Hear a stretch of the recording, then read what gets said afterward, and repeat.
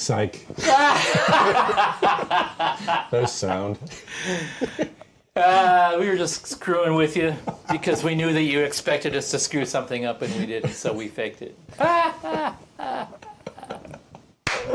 Nicely done. Yeah, Nicely done. That was all right.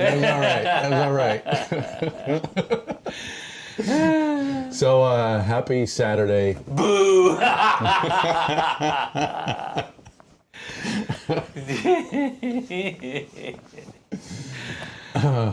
Well, we're in a good mood. Yeah. I don't know why.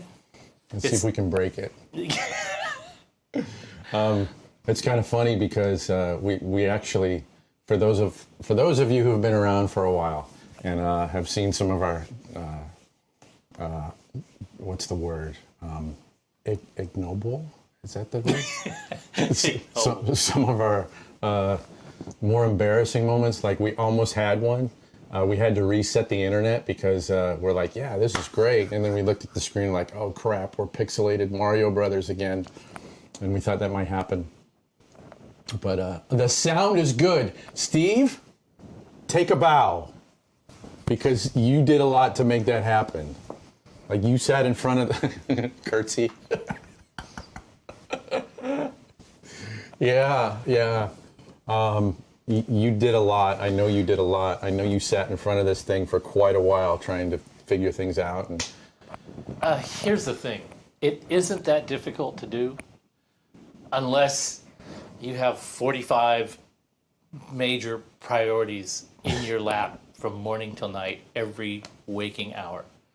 And so I would try to set aside some time to dial things in, to make sure the connections are all correct and make sure this is right and blah, blah, blah, blah. And by the time I get to where I can come in and do it, I don't have any brains left. I don't have any motivation left. I don't have nothing. I got nothing. I'm wiped out. I come into the studio, I turn everything on, I log into everything, I get it all set up, and then you are toast because... Yeah, I pour myself... Here's a good example. We talked yesterday, and then we were gonna hop on like a Zoom last night and talk about it. And then Steve texted me, he's like, dude, sorry, I fell asleep. Can we do it tomorrow morning? Yeah. So, okay, yeah, we'll do it tomorrow morning at 9:30. And at 11:30, I woke up. Noon comes by, you're like, shit, I'm not getting it together. I text Joe, and I go like, nah, I don't have it together. I haven't even started coffee yet.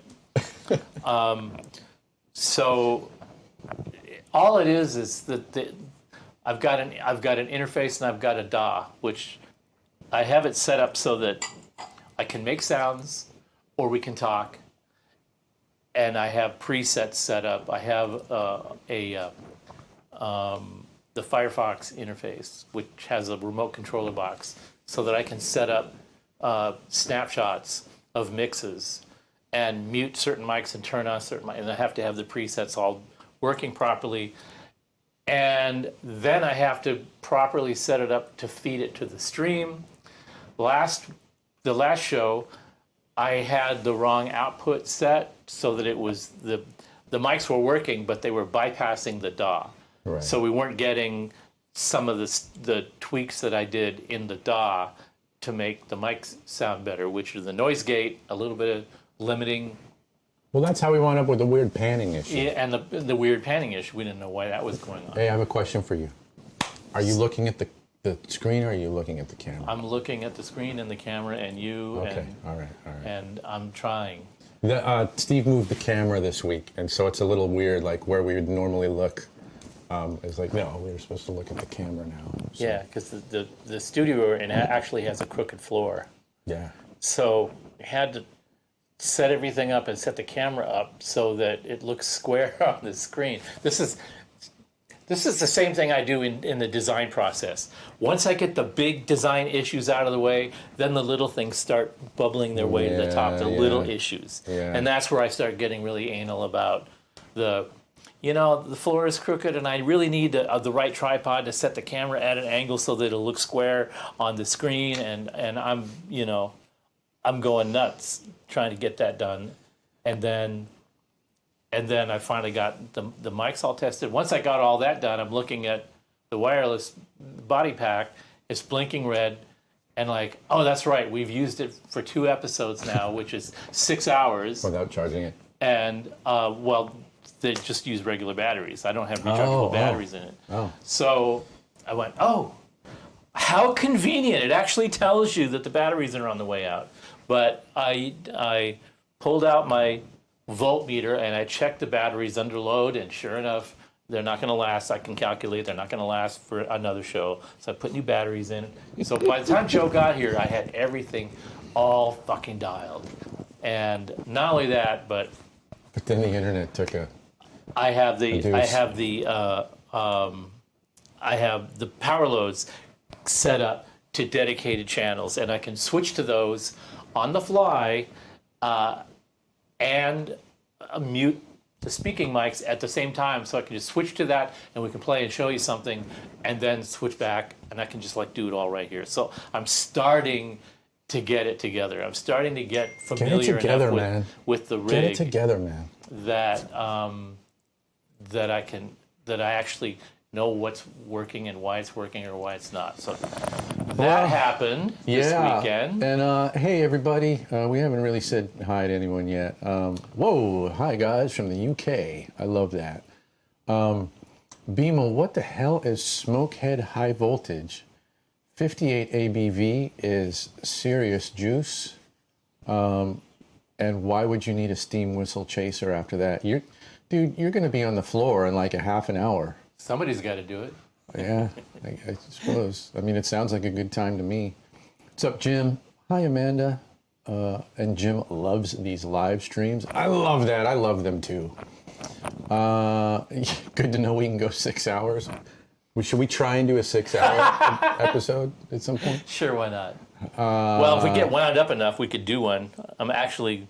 The whole thing about getting the technical stuff out of the way is it frees up gray matter to be able to just go stream of consciousness, which I can't do unless if I've got something weighing on me like this isn't working 100% right. This isn't working 82.457%. You know what's funny about that is that we've talked about this a bit, and I think you did a lot more gigging where you were kind of in control of it was your band or your project to some respect.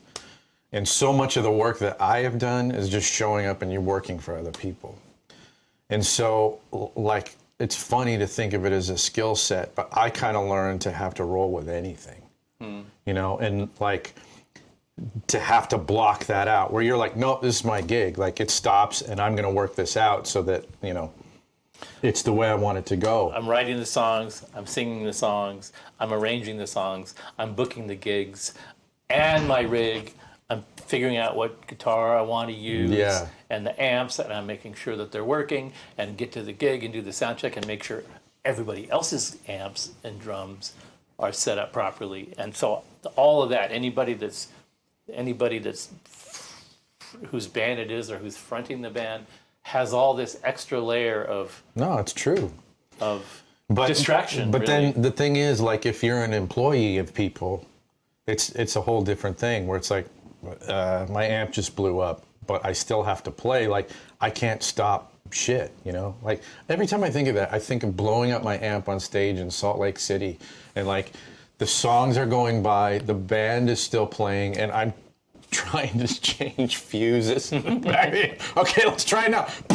No, and I'm so dumb. Like, I'm like, well, let's put another fuse in there. Maybe it'll work now. And finally I was like, okay, here's what I'll do. I'll just plug my tube screamer. Like, I run up to the sound guy. Do you have a cable like long enough to where I can just, like a direct box? I'll plug my tube screamer into the DI. That's gonna be and the hot. show must go on. Yeah. And that's what I did. And then I played the rest of the gig like that. And then somebody comes up to you and goes, you know what? That's the best you've ever sounded. I didn't sound that bad. it was kind of okay. Yeah, it's amazing how good you sound with the most inappropriate, impossible rig when you're forced to disconnect yourself with the reality of the show must go on, and that other stuff is just window dressing, really. Yeah, it is. So we don't really want to. Do we really want to say that? Well, it goes without saying, really, that you obsess over gear and you pine over a piece of equipment and you get hooked onto a certain guitar and amp configuration and a pedal or two or whatever, a certain kind of speaker. You get into that. You get your head wrapped around it. It becomes a part of your thing. But at the end of the day, it's the show that must go on. And you, after all the effort and time and love and attention that you paid to this stuff, when it's not serving the purpose of getting you through the show, man, that stuff can go right off the right off the edge of the right off the pier into the ocean. Get it out of my way. It's getting in my way. I need to not lose my gig over this. Right. And you can deep six that stuff real quick when the pressure is on. Yeah, and I can even say that, I felt the scales, when I had enough of those experiences happen, I felt the scales start to tip to where it almost becomes like, not only am I not precious about this stuff anymore, but I almost don't give a damn. Because it's like, you play enough rooms where you're like, I always think of it like this. I was friends with Steve Mesplay, who owned Wildwood Guitars. Mm-hmm. And I learned a lot about super, he was the guy who allowed me to play all of the great old stuff because he had it. And he used to loan me this stuff. So, oh, you're doing a session? Oh, you want to take my 64 AC30? Take it. You want to take my ancient, Marshall Plexi, go ahead, Oh, you want to use the dumbbell? Yeah, go ahead. Like anything, I could take these things to sessions and I could use them. And I would go over to his house and we'd go into his basement and he would, play his 63 Strat through his dumbbell and it would sound amazing, But it would sound amazing because he was an amazing guitar player. And then I would go see his gigs and he wouldn't take that shit out. He would play his, he actually had an American Robin Ford guitar, but he took his Korean Robin Ford guitar out to the gigs. He played through a Hot Rod Deluxe with a tube screamer. Mm-hmm. And I would laugh because through the PA, it's like, it just sounds like you. It sounds great, but it sounds great because it's you're playing it. Yeah, well, when you've had a... And it sounded really just like all his great stuff in his basement, his unobtainium stuff. When you've had an experience like I have had, which a lot of us have had, everybody's been there with your stuff takes a dive on you at the last minute. Tim Pierce actually told a great story on a recent video where he had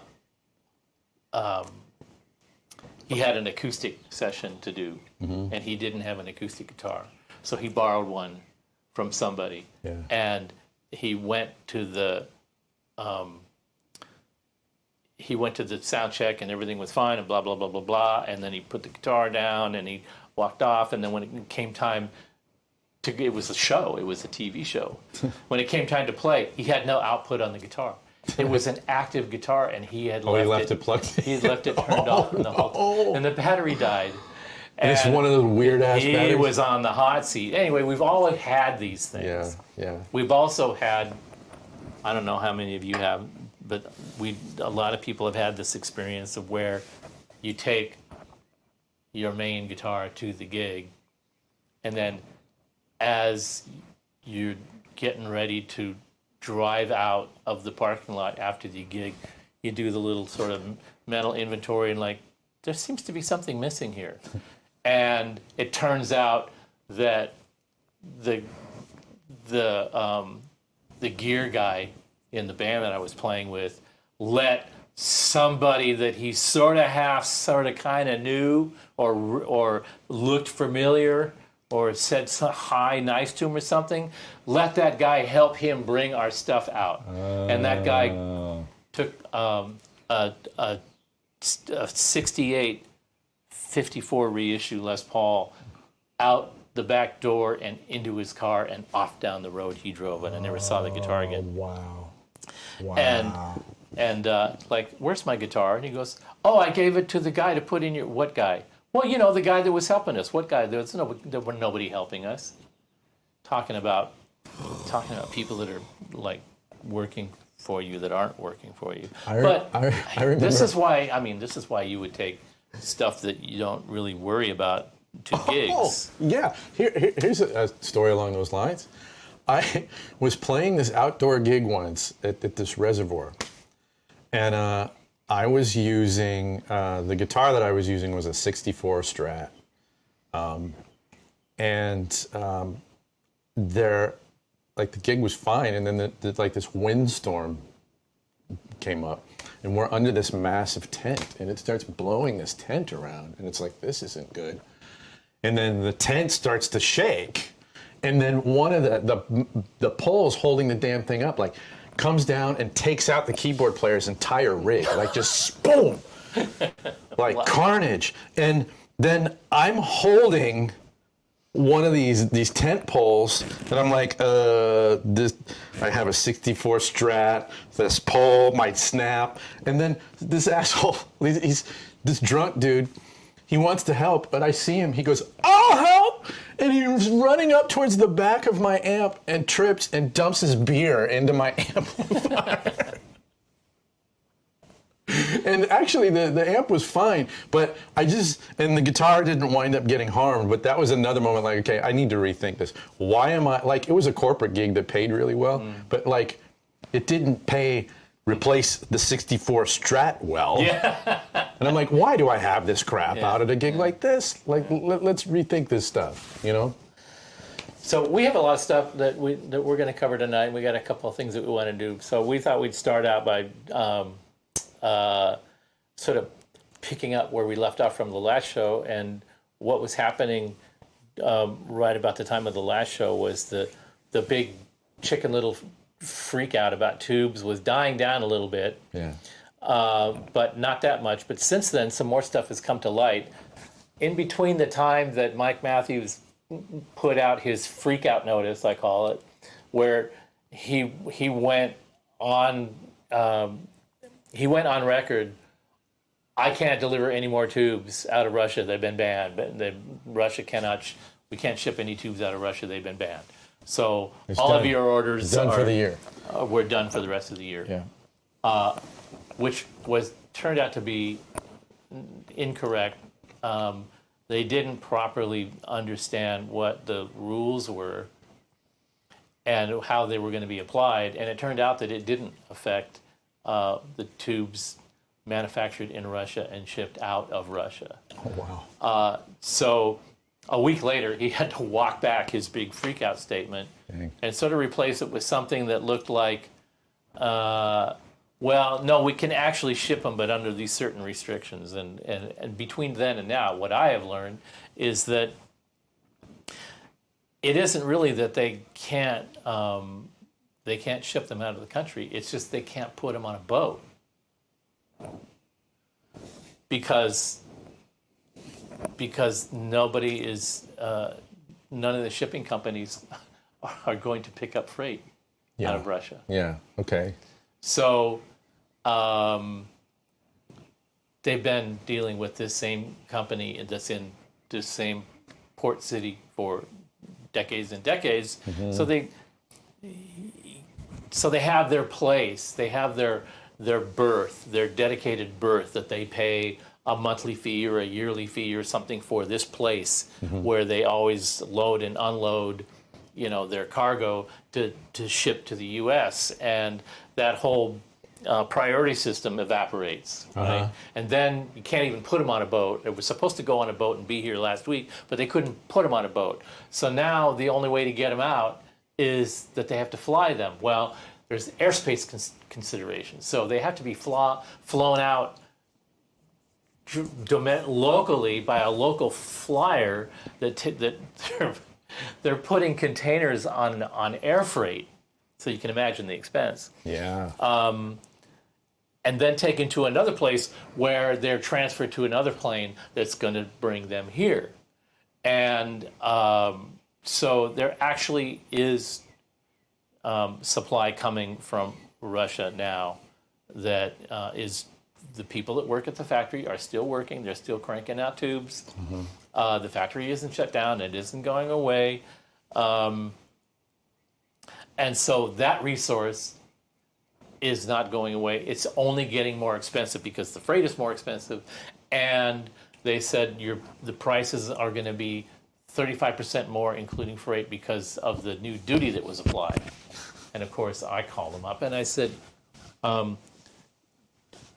yeah, when is the duty being applied? Oh, it's already been applied. I said, no, it hasn't.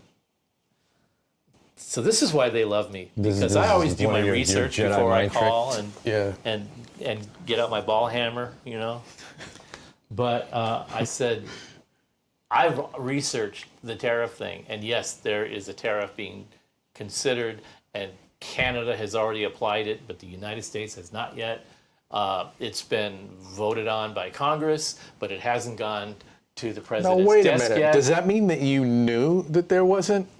Okay, does this mean that you actually knew the answer and you're asking them anyway? What do they say? In what does an attorney always advise? Never ask a question you don't know the answer to in advance.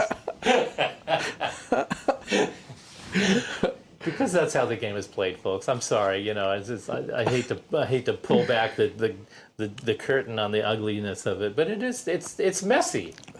Yeah, but you know, and of course they have to say, you know, it's going to be more expensive if you place new orders because there's going to be a tariff applied. Sure. However, anything that gets here before the tariff applies to people that have advanced orders and old orders that get priority, we're probably not going to get charged that tariff, at least on the initial order, unless the tariff order gets signed by the president before it arrives here, and that could happen. We've had stuff come from other countries. We've had goods come from China. We buy parts from China. So I have a question for you.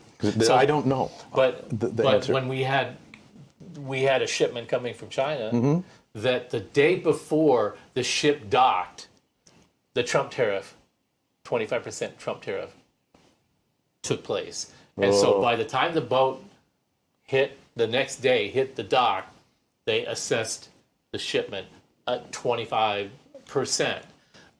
Any ship that arrived the day before didn't have to pay that tariff. Well, we did, and that's the way tariffs work. Okay, that was my question was, does the intermediary, like the company that you purchased for, they always pass those savings along to you? It depends on the law. If it's retroactive to a certain date, then it applies. If it's not retroactive to a certain date, then it doesn't. So it really depends on how the thing is negotiated. But the supplier that you are dealing with never absorbs that themselves. They always pass it along. If it's small enough. Even if you've ordered the shit 7 months ago. If it's small, well, first of all, that's what people don't understand the tariffs. It's not something that the seller pays. It's something that the buyer pays. It's something that the American consumer pays because we buy it, then we have to pay the tariff, and then we have to pass the tariff on to you. So ultimately, it's the consumer that gets punished. That's always how it works. That's always how it works. The buck gets passed down to the end consumer. Well, in the case where it doesn't always, if it's small enough to absorb. Well, it's not going to show up like you're not raising the cost. I mean, the price of the products that you're shipping with these tubes. Right. Well, our product isn't made in China, but we buy or in Russia. But we buy bits and pieces from here and there. Right. That go in there. Yeah. So by percentage of the overall cost of the product, it's usually infinitesimal, so it doesn't matter. Right. So we just eat it. Right. Because, but you're eating it. If it keeps happening, then there would be a point where we would say, okay, we've eaten it as long as we can, plus there's been inflation, plus something like our transformer supplier they have to pay more for steel, so they increase the price of transformers, so now our transformers cost more. And then our steel supplier says the steel price has gone up, so your chassis are going to go. So after these compound little 2% here, 3% here, 5% here, 13% there, after that sort of accumulates over a period of a year, then you finally have to go, okay, now we're getting to the point where we're not making any money on it. We have to raise our price to cover all of those little things. So manufacturers that just raise their prices instantaneously whenever some little event occurs usually cause they cause problems for themselves, because the consumer doesn't like it, number one, and number two, they're not managing it very well. With your monitor sleeping, is your computer and that whole hub going to sleep and then kill the broadcast? Because it looks like we're frozen now. I don't know why it would have done that. It's not supposed to. Yeah.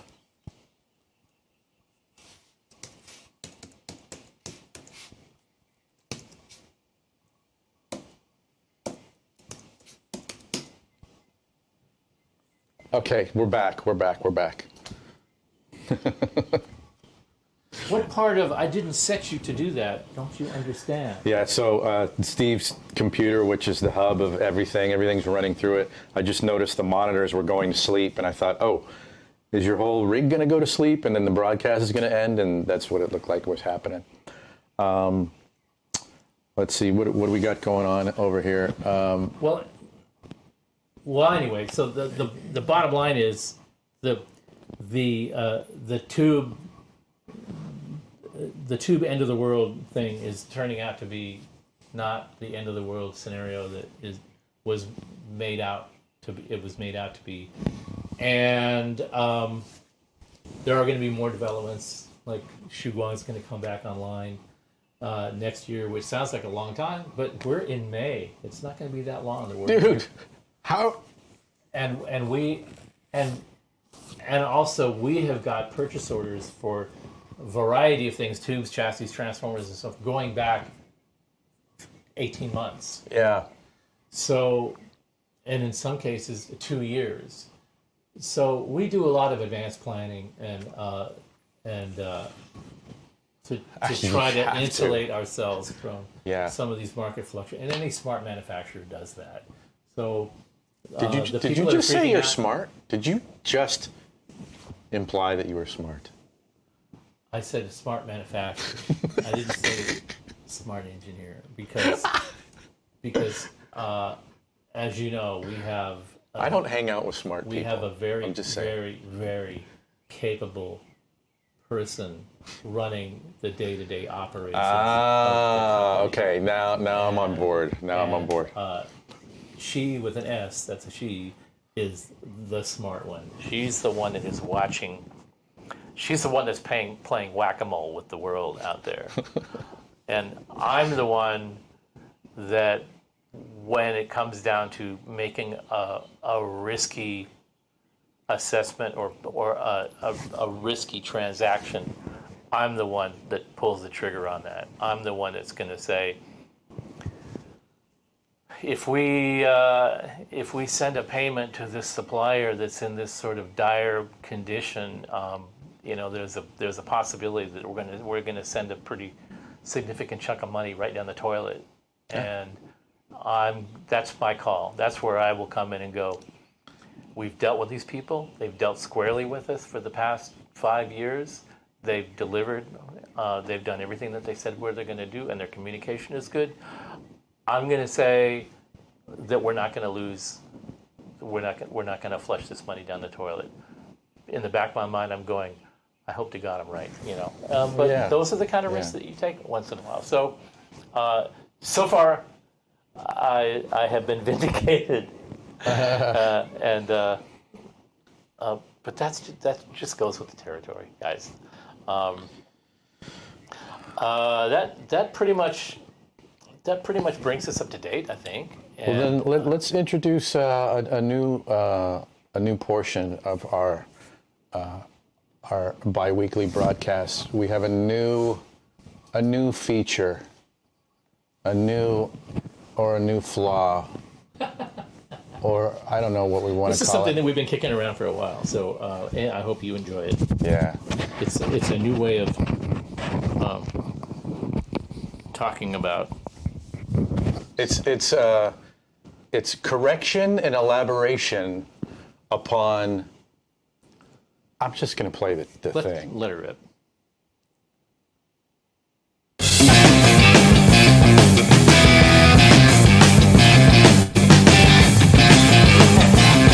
Right. 1, 2, 5. 3, sir. 3.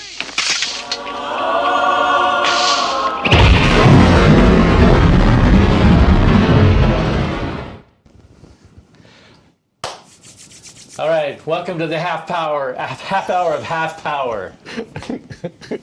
Live from the Crystal Lattice. Live from the crystal. The power of pensive thinking.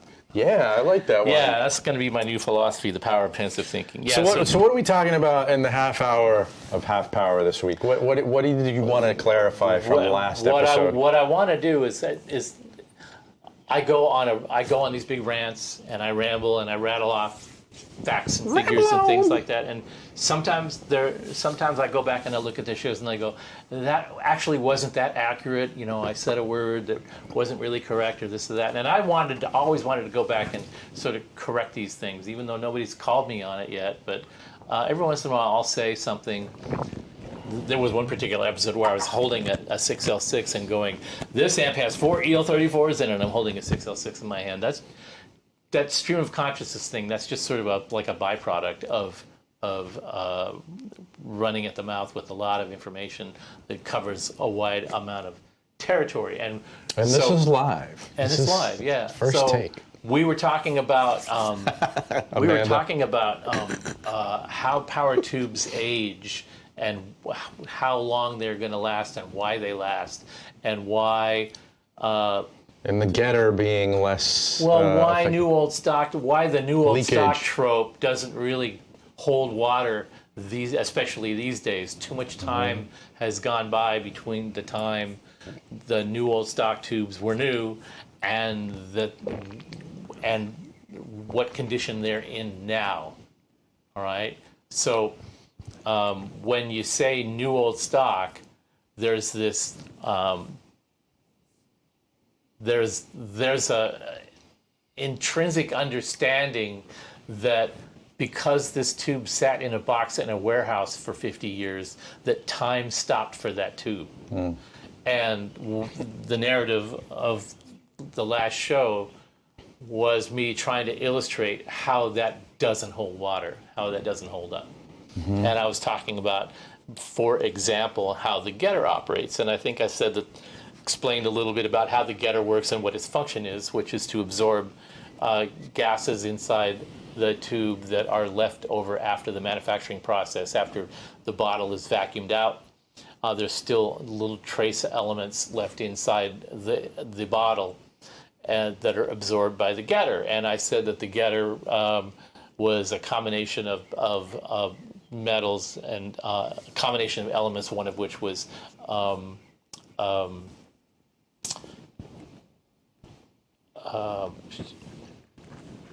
beryllium, I said. Beryllium. And it's not beryllium, it's barium. Now, the interesting little side note to why I said beryllium is like I'm a big freak about the historical development of the atomic bomb.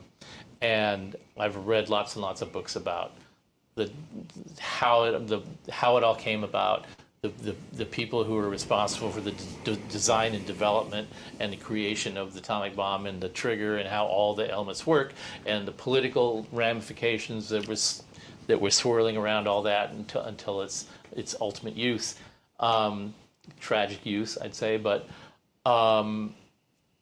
beryllium is an element that's used in the trigger that starts the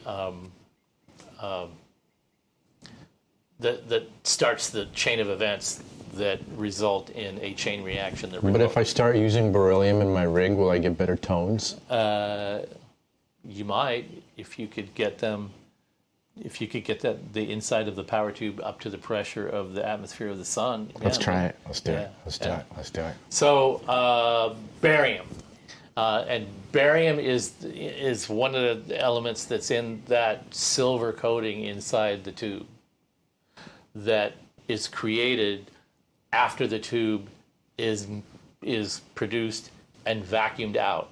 It's sealed, and then a little high temperature coil is dropped around the outside of the bottle, and it heats up the insides of the tube, and the getter is one of the things that gets heated up. And when it's heated up, the combination of materials that's in the getter, which include barium, evaporate inside the tube, and they make this silvery coating inside the tube. And as long as that coating is silvery, it's doing its job of absorbing elements that are inside the vacuum. And as I said before, the vacuum, when the pressure inside the vacuum tube is lower than the pressure outside, because it's a vacuum, so that means that there's possibility to have gases get into the bottle from the outside, like oxygen. And again, the getter coating's job is to absorb those. And the way that you can tell that they're not doing their job the way they used to is that silvery flash is turning brownish. So the getter's not as good as it used to be? Yeah, that's right. So there's that. That's one element. Another possibility is this wouldn't happen on new old stock tubes because they haven't been used, but an old tube that maybe you can pretty much tell how much it's been used because temperature will degrade that silver flash material as well, especially if it gets real hot. So that'll degrade that. And then the third thing that causes tubes to decay over time is the cathode depletion, which is electrons boil off of the cathode, which hit the plate because the plate is charged at a high voltage. And as long as the cathode is doing its job, which is to boil off electrons once it's heated by the heater inside the tube, then the tube will do what it's supposed to do. Now, over time, that cathode will weaken. It'll deplete. Its supply of electrons becomes less and less available. So it will decrease in transconductance. It'll actually decrease its gain because of cathode depletion. Now, why do we have adjustable bias controls in amps? Ostensibly to try to compensate for that cathode depletion over time. You could rebias the tubes, and what is so goddamn funny?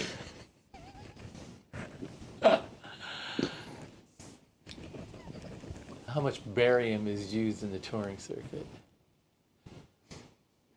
Well, sorry, that just never gets old to me.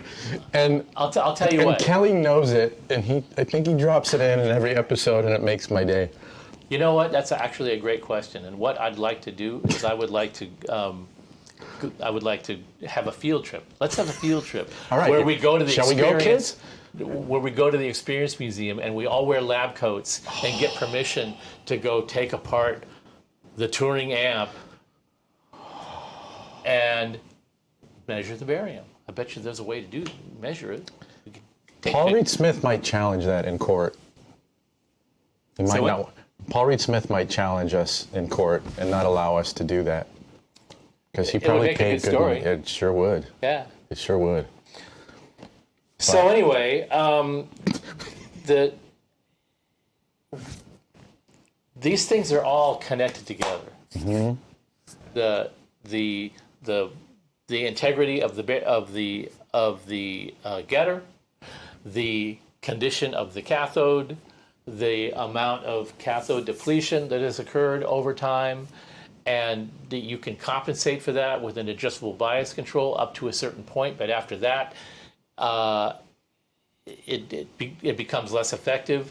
But one of the things that happens when cathodes begin the depletion process, meaning that the tube reduces the amount of transconductance that it's capable of, that means that the amplifier circuit is amplifying less than it was designed to amplify because the tube is amplifying less than it was designed to transconduct at the time. And that reduction of amplification causes a corresponding reduction in feedback gain because the feedback is calculated in dB based on how much gain the circuit is supposed to produce given which components are used, the transformer design, the amount of gain that the phase inverter can provide, the amount of gain that the power tubes can provide, and the turns ratio of the transformer. All that stuff goes to determine how much amplification output the amplifier has, and by extension, how much gain is in the feedback loop. So if any variable in that circuit is reduced, then the amount of feedback will be reduced. If the amount of feedback is reduced, the linearity of the amplifier is decreased, and then it becomes more it acquires additional personality that it originally didn't have. And then when you take an old tube and put it in a new amp that had new tubes in it, you associate the sound that is created by the old, weaker tubes as a characteristic of tube sound being applied to the amplifier, not the result of all the other cascading effects of that tube being weaker than it would have been when it was brand new and operating to factory spec. So that's it. That's today's episode of Half Hour of Half Power. And now I'm going to try some of this lovely port with crazy with some Stilton cheese, and this is a special Stilton. You normally eat cheese, this like a blue cheese kind of variant called Stilton with port, but this is a special Stilton. It has got mangoes and dried ginger in it. But this port is crazy. Well, I mean, it's very much on the sweeter end of the spectrum. I like it. It's actually, it's not a vintage port. It's a Porto.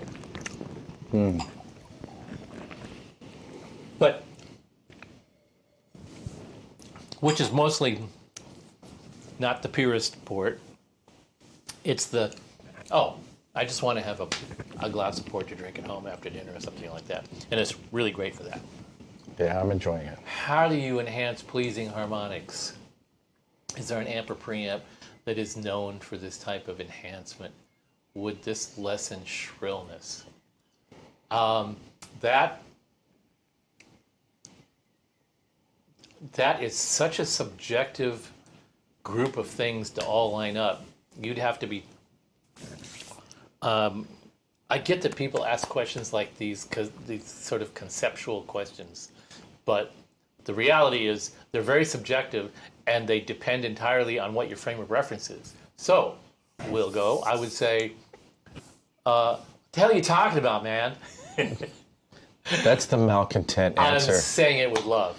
Now you're not going to be a dick and you're going to answer it differently. Let's talk about what your frame of reference is.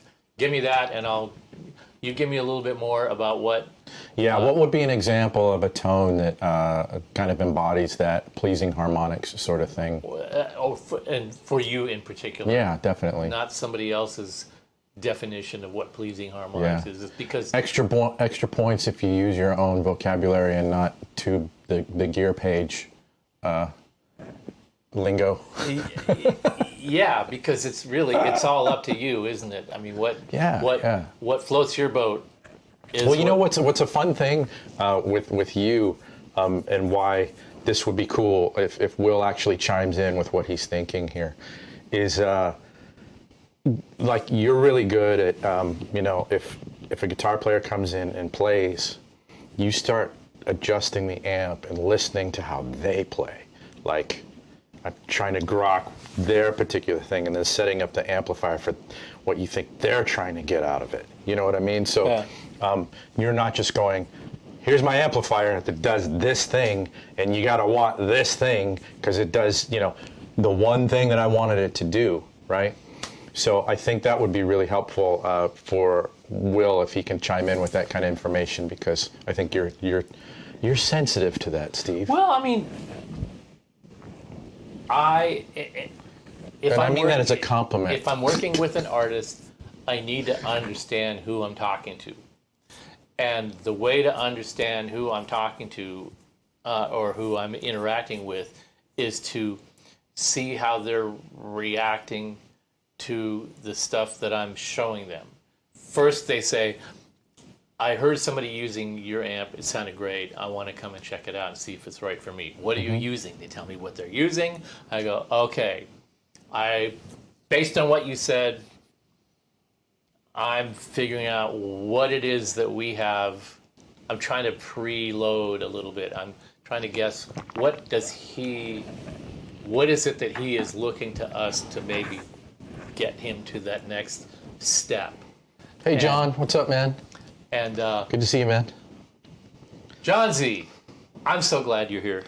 I was really glad to see you pop up Totally, on the man. last episode. So Yeah. I'm very happy to see you're back, and I hope you're doing great, man.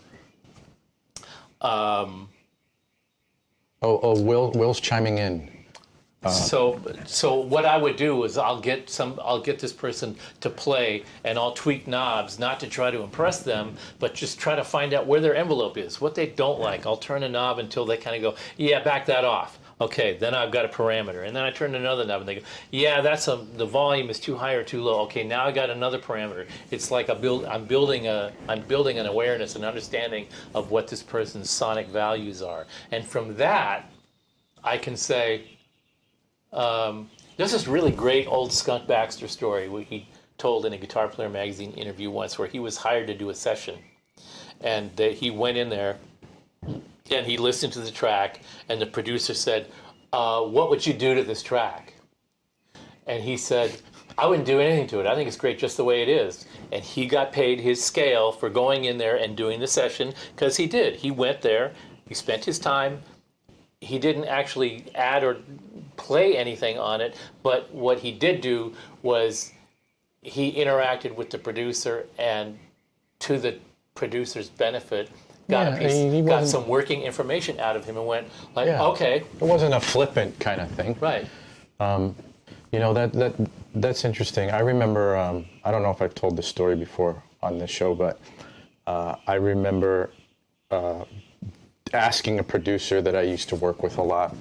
I said, hey, we've been working together long enough. I'd love it if you'd give me some feedback on, like what I do well, what I could do better with, blah, blah, blah, blah.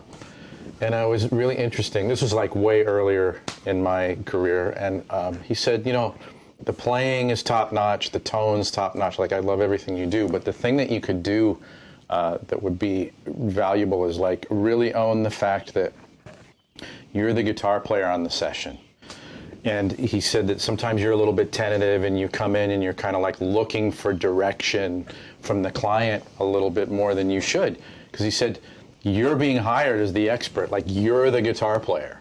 Mm-hmm. You know best about what your instrument is supposed to do in this track. So come in and sell it and be bold and confident about it. Yeah.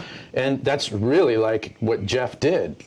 Like the ultimate, like you actually don't need me on this track. It's great as is. I'll just clutter stuff up. And I mean, that's pretty bold. What I contributed to the finished product is not inserting myself in it. Yeah, and that's There's valid. value in that. Yeah, totally. So, okay, Will, we're getting somewhere now. Funny little Jimmy Vaughn story. After the first Fab Thunderbirds album came out, they played at the Whiskey in L.A. in the early 80s. And that's when Kim had the turbine. Yeah, the turbine. And so me and some friends went down to the Whiskey and saw them play. And before we had got there, I knew they were coming to town. We had tickets. I was working at Valley Arts, and a couple of Super Reverb showed up. And a guy comes up and he says, "We came here. We were told this is the best place to go. We need these. We need these ready for the gig tomorrow night." And I'm like, "Okay, what's the gig?" And he goes, "It's Fabulous Thunderbirds." And I'm like, "Oh, okay." So 2 super reverbs. And I go, what do you? What? Just maintenance? He goes, just whatever they need. One of them was completely dead. One of them had 1 working tube. They both had. One of them had 2 working speakers, and one of them had 1 working speaker. Damn. They were shot through to shit. They were like, I'm thinking. Last rites.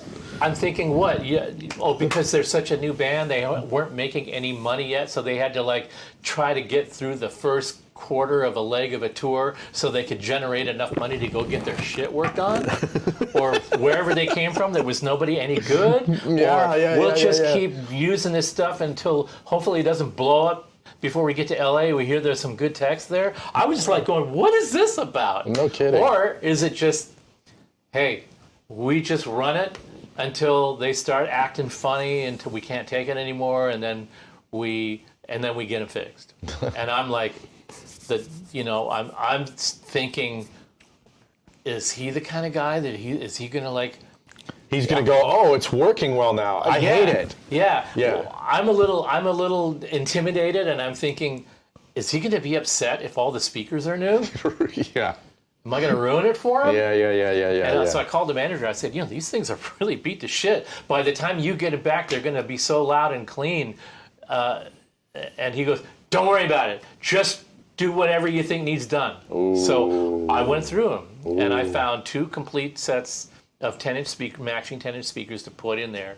And I gave them the old ones that were I gave them all the old speakers back, marked which ones were still good, put new tubes, clean them all up, and gave them back to them. And they never said that was great or that was bad or anything. But I'm telling you, when I went to the Whiskey and watched those guys play, I was just like going, it still had that early Thunderbirds banging garbage can lids sound going on. Yeah. They sounded thrashed. I knew that they had fresh speakers and they were like, that's crazy. But they still sounded like they had been dragged down from all the way down Sunset Boulevard from Valley Arts to the Whiskey on the back of tied to ropes on the back of the truck. That's what they sounded like. Oh, that's cool. And I was just thrilled, and they sounded wonderful. Now, I'm thinking early Jimmy Vaughn. He really had this. He really had this vibe, the way he picked, and I don't really think that it depended on a particular harmonic or anything. I think it just depended on, I use these. So we're actually going to do something here today that might give you a little bit of indication about how to approach what you're asking me about harmonics, because harmonics. The way an amplifier sounds and feels under your fingers is a product of so many things that it almost doesn't matter which individual item in that stew is responsible for the thing that you like.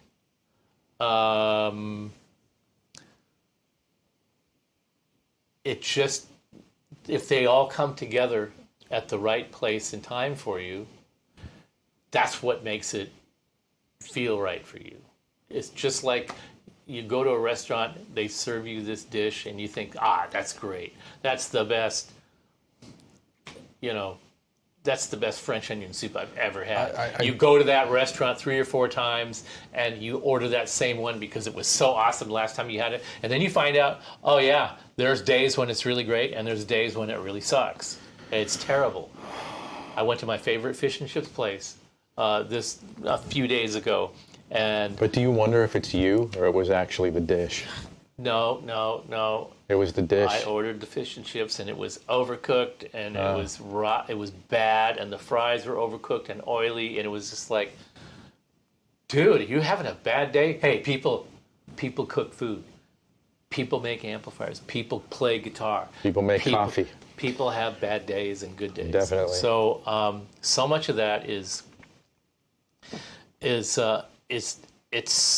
not something that you take apart piece by piece and say, I want a little more of this. Because the day that you ask for a little more salt, because the previous time you had your favorite dish, it needed some more salt, but you didn't say anything because it was fine. And just next time I'd like a little more salt. So the next time you go there, you say, I'd like a little more salt this time. And this time the guy puts the normal amount of salt in. Yeah, but and you then didn't taste it and then first. he puts a little bit more in. Yeah. And then you get it, and now it's way too salty. Yeah. And when you're cooking, you could taste stuff all day long, but after you've tasted things a few times, your taste buds start to deaden too. So it's really not. It's like sitting there mixing all day long. At some point, you got to stop because your ears are toast. Your tongue can be toast. Yeah. But same way with bartenders. And how many times have you called me and said, hey, do you have any time to come over and listen to this amp? Because I've been listening to it for days, tweaking it. I don't know if it sounds like ass or what. Because you just don't. You're alone with this sound producing tool, and you feel like you begin to lose perspective. A producer will tell you the same thing. An engineer will tell you the same thing. I can't absolutely. hear anything anymore. Yeah, and you're like, man, there's not enough high end. And you're jacking everything up, and somebody walks in the room and goes, what the hell is wrong with you? And so, what was Will's original question again? Because we're kind of being, I love Brendan B, the tone knob. I totally agree with that. But It's not though. It's chemistry, man. It's chemistry. So here was the original question. How do you enhance pleasing harmonics? How do you enhance You listen pleasing? to what you're doing, and you tweak the volume of the amp. And I agree with that. And you modulate your pick attack, and you accept the fact that today you're a different player than you were 2 weeks ago. Your environment has changed, your mood has changed, the weather has changed, your the style of the piece of music that you're playing is a little different than the piece you were playing before. I like what, actually, this is interesting reading his question with this lesson, shrillness, and you talking about, like, adjusting your pick attack is one of the most underrated tools that we have for changing everything. And I can tell you from experience about shrillness is that I like a rich, balanced sound, but I like detail. But I also have this one particular kind of pick, and I've been using it so long I can't use another kind of pick. But if I hit too hard, I start not liking how it sounds. Yeah. And I finally learned that was making things sound shrill. And why I said I'm going to show you an example of that in a little while is because when I was setting up for today's show, I was setting up, I've got a little Sound City SC20, a new SC20 here,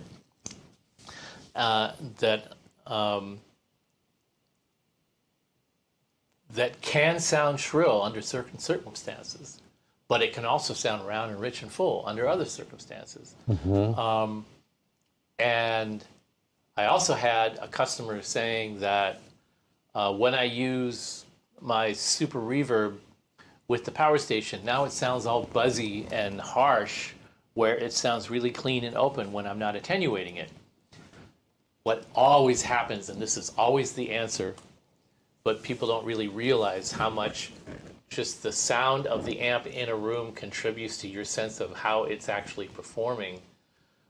That's a real big thing. When you attenuate an amp so that now that the volume and the room environment isn't hitting you a certain way, when all that is brought down into a lower perspective, your natural tendency is to hit the strings harder. And that will make it sound more shrill, more distorted, and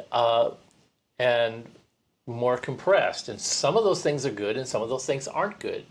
So you have to modulate your playing to sort of get used to those, or you have to just play it at normal volume. But a lot of people will tell you, well, no, it doesn't do that when it's not attenuated. You play entirely differently when the amp is not attenuated. Right. I'm here to tell you, I'm one of those people. But it goes on and on and on, and people will argue with me to the death about that.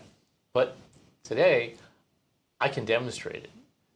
It actually does happen. And one of the things that I do, if I'm playing a real clean amp and I want a big rich sound, but I'm using the power load, so I'm playing silently and going direct, or I'm using the power station and attenuating it way down and micing it, I'll put the headphones on and I'll turn the headphones up to a fairly, just at the threshold of uncomfortable volume to force myself to play lighter. And then all of a sudden it sounds like it did before it was attenuated. So Gary Willis, the great fretless bass player,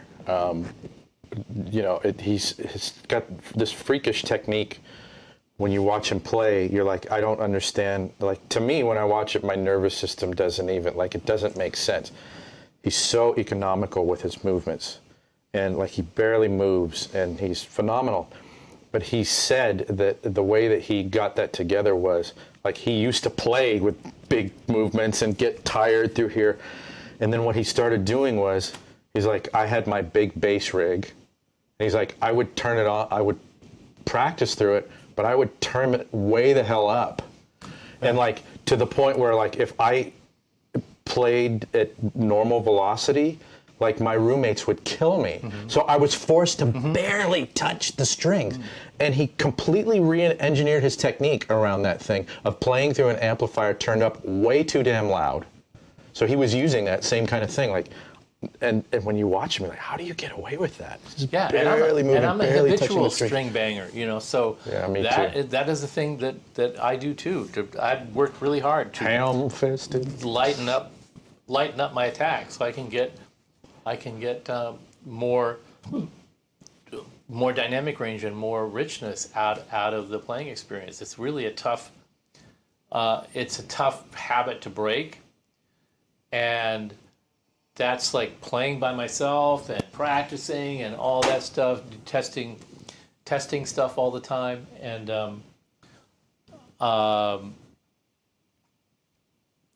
when I go to a gig, I have to be really careful because the excitement of playing, the adrenaline rush, it just makes me want to just start thrashing the car. And then you look down, you're bleeding on the guitar. Yeah. Like I opened up my finger. Yeah, I know, I've done that a lot. Yeah. Well, I've done it a handful of times. What's a ups? Probably an ultra lead. Probably meant to be that. One of my ups went silent at rehearsal a couple of weeks ago. Tubes are hot, except B3 through 6. Could you tell me what we're talking about? Could you repost that and replace ups with whatever it is that I would recognize? Then I can answer your question. All tubes are hot except B3, 3, 4, 5, 6. 3, 4, 5, and 6.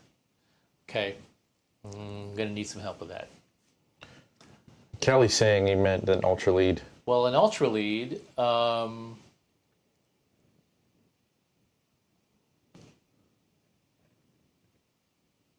if it's an ultra lead, then the question doesn't really make sense because 3 through 6. Oh, cool. Max is on, so you can ask him questions.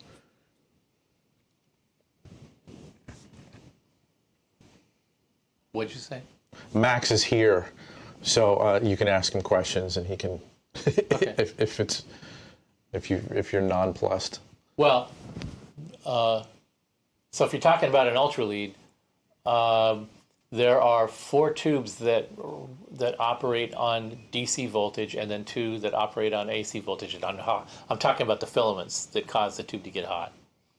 So in the ultra lead, 1 through 4 are on the DC filament supply, and 5 and 6 are on the AC filament supply.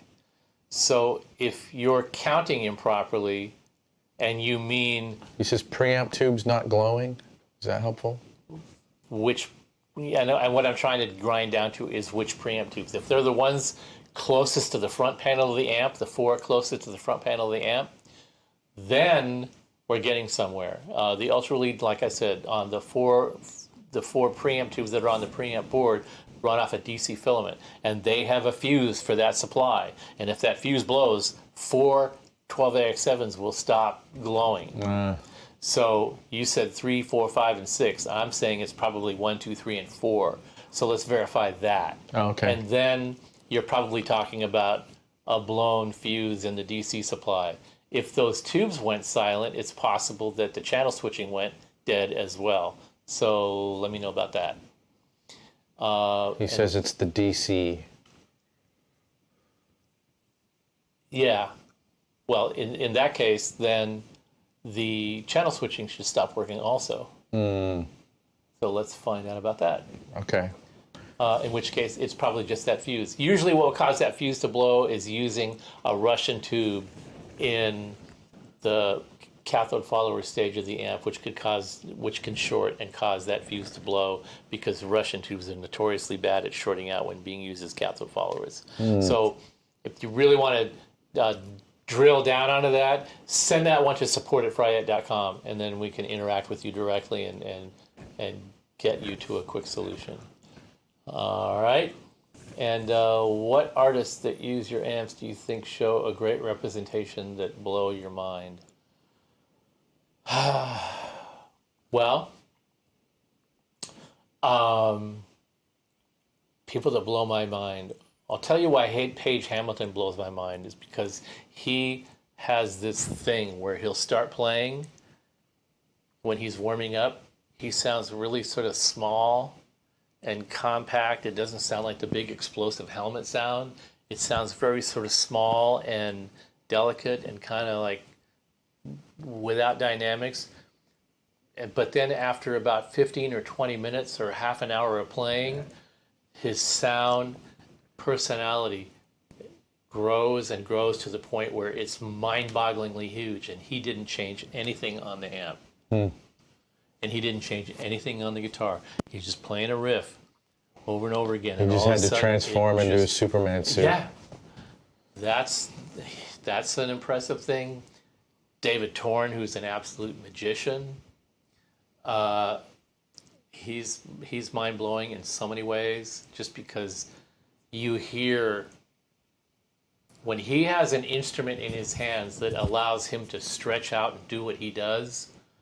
You hear all of his influences kind of working together to it's not like he has a sound. He's got a bunch of influences that sort of, they wax and wane within a sound that he's creating, to the point where you can hear sort of some Americana become prominent for a minute, and then that'll fade, and then it'll start sounding more like an Eastern sort of a vibe. And all these things just sort of ebb and flow as he's playing along, and you hear that, and it's just like going on a trip around the world with the guy. Because he plays a oud, and he plays, these sort of ethnic percussion instruments and stuff. So he's very familiar with all these different musical idioms, and he doesn't like mash them all up into the thing that's the David Tort sound. He uses them. And he brings them forward and pulls them back, and it's just amazing to hear him manipulate through genres like that. So that's mind-blowing in that way. And then he'll blow the whole thing up to where it just sounds like, and then it just opens up and becomes delicate and huge again. It's amazing. He's amazing. Steve Vai is somebody that he's just an absolute magician. And I don't even claim to understand half of what he plays and how he does it. But he is another guy like Torn that goes on a journey and takes you with him. And then you realize that you're just like kind of following along, and you've been tripping and you didn't even realize it. You just like, when he stops playing, you just went, holy crap, I've been just tripping for the last 15 minutes. I'm not exactly sure what I heard, but that was definitely a ride. And that blows my mind, because that means somebody is taking you somewhere where you didn't even imagine you would go. But it all sounded like he put it all together for you, and you listened to it and you were elevated by it. And when it's over, you just like go, I might have to listen to that again, because man, I'm not even sure where the ride started and ended, It's It's that amazing. Okay, ass kissing time. This new little clip that Joe just did for this show. I think what it was, 10 seconds. I don't know what we're talking about. The little thing that you made for the last little blast yesterday for the show. Oh, with the different cards, the different products. Yeah, yeah. The music on that is crushing. I don't know It's where like you 7 came up notes. with that. Holy crap, that was crushing. That's so funny. I went. Okay, I thought, let's have something that goes bump, bump, bump, bump, bump, bump, bump, bump. And so I just programmed drums. I actually don't remember what I played because it took 10 seconds. But it's funny that you like that because it was just a quick concept to go along with the different products. And I guess my melodic sensibility and a 7-string guitar and a GPDI. It was fantastic. Ba-dum-bum. I listened to it 20 times because it isn't long enough. I want to hear more of that. And I had to keep playing it over and over again. And I go, fuck, it stopped again. I actually like making things like that. I kept going, I want to hear the rest of that. I've done so much work where it's these quick little cues, you know. And early on, when I used to do that work, I'm like, well, wait, where's the rest of the piece? Like I played a thing for 3 seconds, we're done, and then now I have that sensibility, like make it really short and make it end before it's supposed to end, and now I like it. But anyway, well, thank you. I mean, there's everybody that we deal with. They have a thing that they do if they're confident in their playing and they have a real style, and they're somebody that I can relate to one way or another. Then I'd like to just see what they bring to the table. We don't have a bunch of shredder guys. That doesn't seem to be the ilk of the people that although there are shredders, a lot of shredders that use our gear, they don't seem to be the guys that sort of define the stuff that we make. The power station thing is a little different because that's a tool that a lot of different kinds of players use and it sort of facilitates what they do. But as far as people that use our amps and make incredible music with them, that's just something that I'm always drawn to, the people that aren't the ones with 8 million, subscribers on their YouTube pages and stuff like that. I like the guys that Under the radar dudes. Yeah. You know who makes your stuff sound killer is Simon. Simon, if you're still on. Like Simon, I need to hear, Simon, if you're on, I'm speaking to you, man. I really want to hear your expression. Like the only things that I've heard are you doing like Dead Nuts, Edward Van Halen, which you absolutely kill. You fucking kill that stuff. And then that, I know this sounds funny, but the Guns N' Roses cover that you did with the Sega X, it was, what did you say? Like the only problem with it was that you played better than Slash. Like, but your tone was so ridiculous. And Simon, you're such a great player, man. I just want to hear more of what you do. But you make this stuff sound incredible. You know who else blows my mind is Aaron Turner, of Sumac and Oh yeah. Just Cojones down low. listening to Sumac Rearranges your stuff. It's just like the oral equivalent of a volcano, the lava flow of a volcano. But being under it all. Yeah. While it's happening. Yeah. Man, it's subterranean. And how he sustains that for a 45-minute set. Yeah, you've seen that. I haven't. I need to check that out. I remember you sent me that clip. And That was pretty cool. And what's funny about him is he's very particular about his gear, and he uses he uses an ultra lead head on a fat bottom 412 slant cab sitting on a fat bottom 412 straight cab, and he uses the wheels in between the top cab and the bottom cab.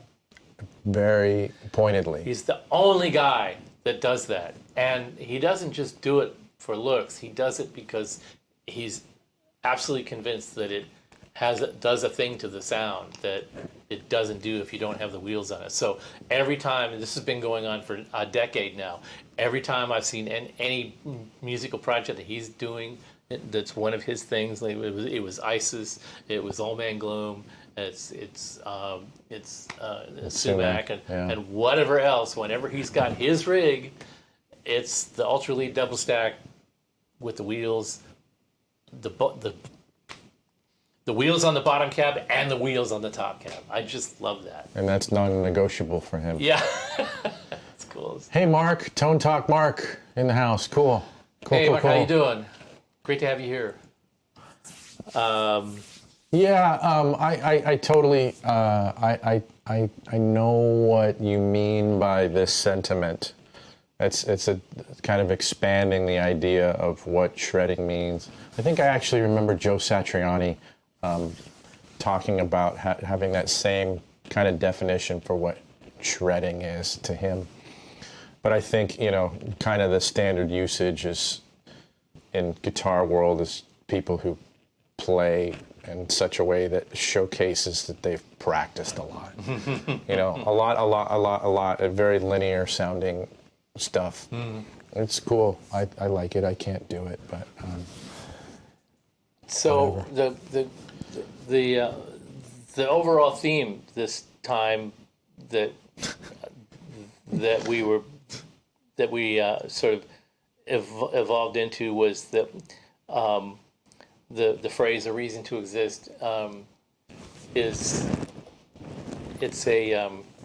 sort of an operating principle. Now, I've said operating principle before, and somebody took issue with that, saying that was like kind of corporate speak for some undefinable thing that you say to impress people that doesn't really mean anything. And I know what corporate speak is, and I know how meaningless that can sound, but without spending a whole lot of time explaining what it is that it means to us when we're trying to come up with or develop a new idea, there has to be some place where an idea flows from, and then you evaluate it and validate it. And I use the phrase, does it have a reason to exist? And I call that an operating principle because it's just a test. Do we think that it's something that it's not like we make a product and then we apply this test afterwards? It's an organic thing that starts from the very beginning. Let me ask you this. Is it offensive to you to think about putting a product in the marketplace that's basically a clone or a copy of what somebody else did? Well, that's not.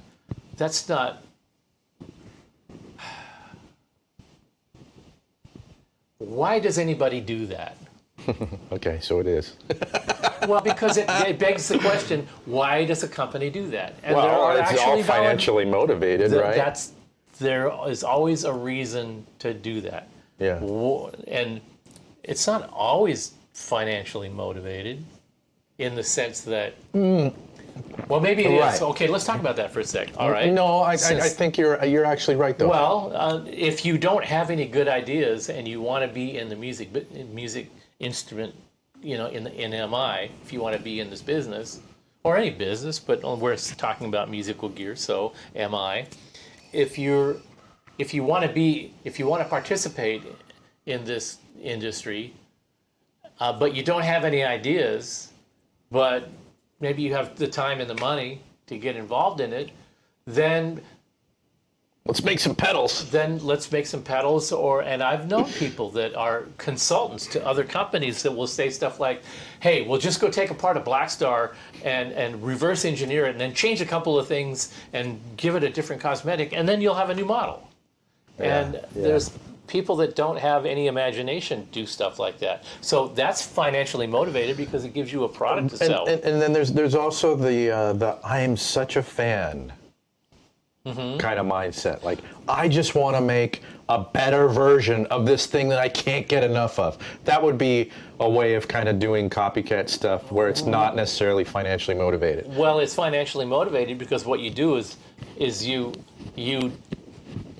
see that company can only make 10 of them a month or a year or whatever it is, and you think it's such a great idea that more people should be able to enjoy that, or you think that there's a market for it that this other company is missing, so you clone it and have it made offshore so that it's cheaper, and then you sell it in the marketplace and you sell a boatload because basically the company that made the original product they made not enough of them and charged too much for them, left an opportunity for somebody else to take, to see that there's a bigger market for it and to go fill that.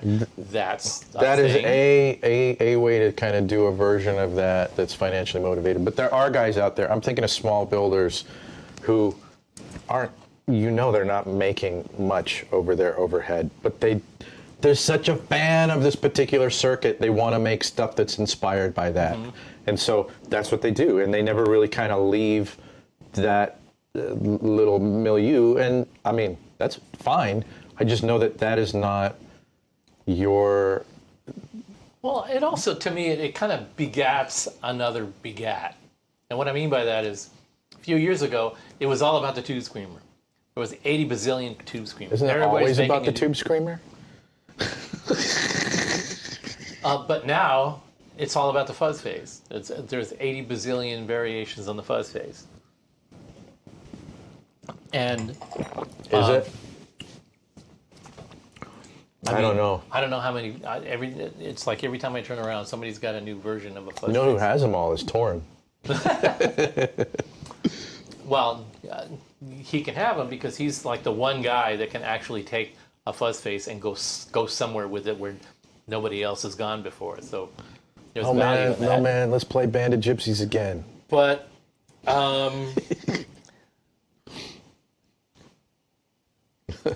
but the reason for something to exist for me is,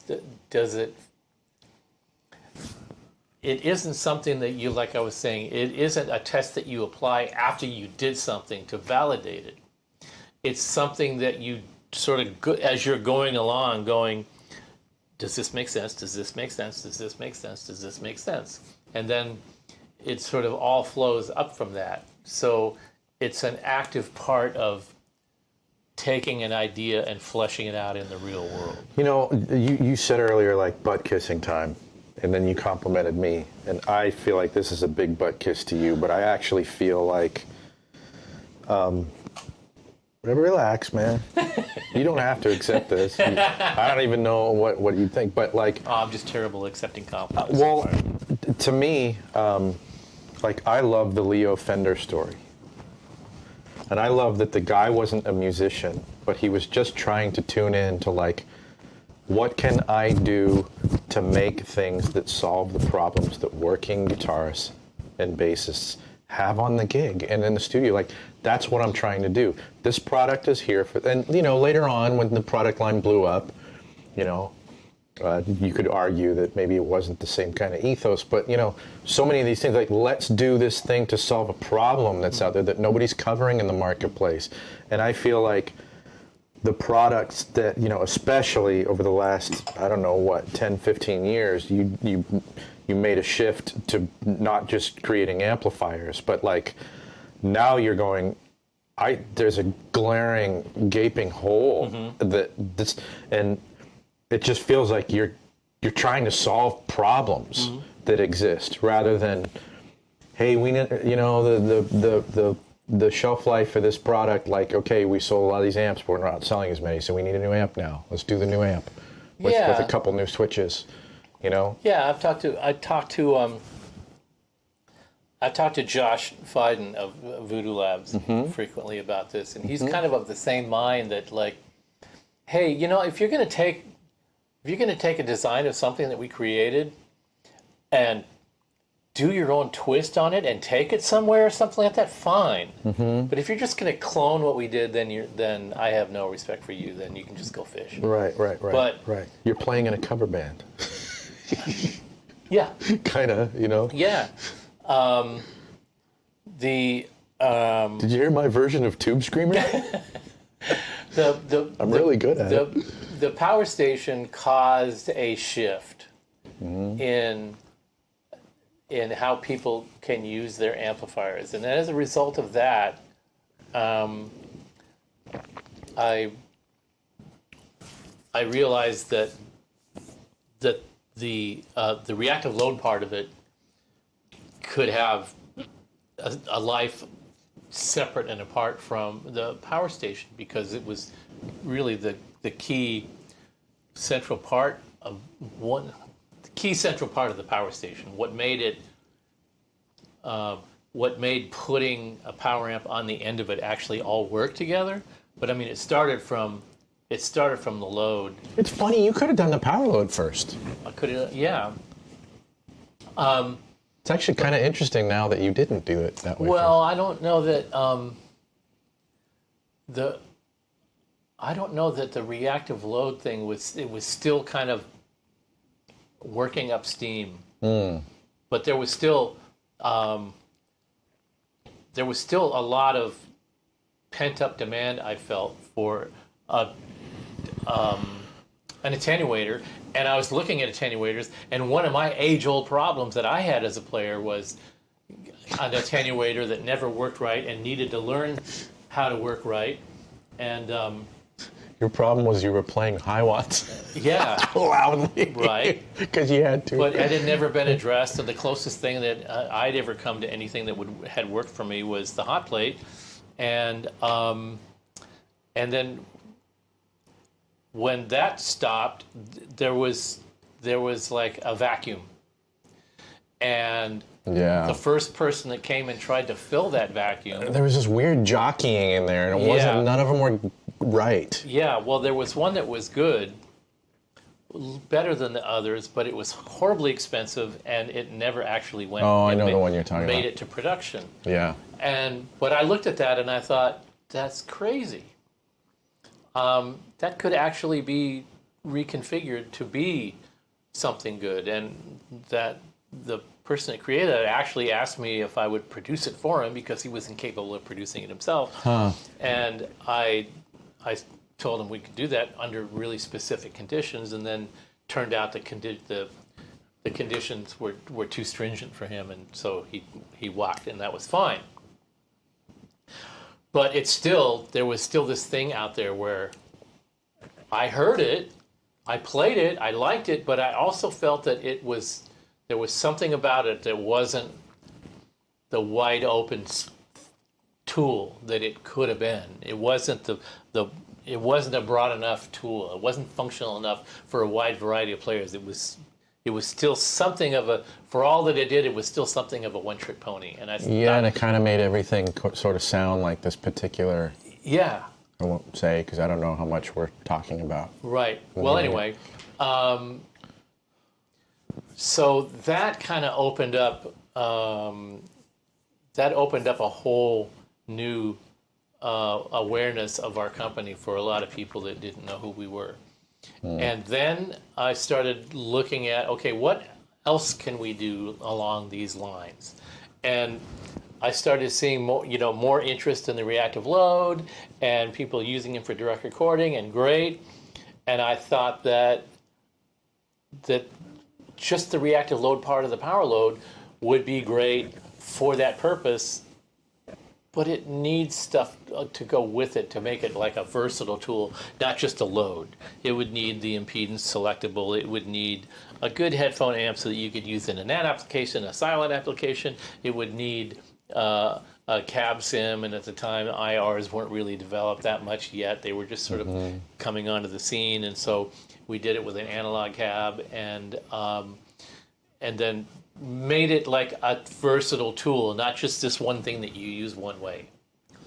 And when it came out, then we started getting feedback about, oh, it should have an IR and blah, blah, blah, blah. Oh, and it's good, but it's not quite as good as this other one that I like better. And why do you like that one better? Well, it sounds like this certain kind of a cab. And I'm like, well, wait a minute. Sounds like a certain kind of a cab?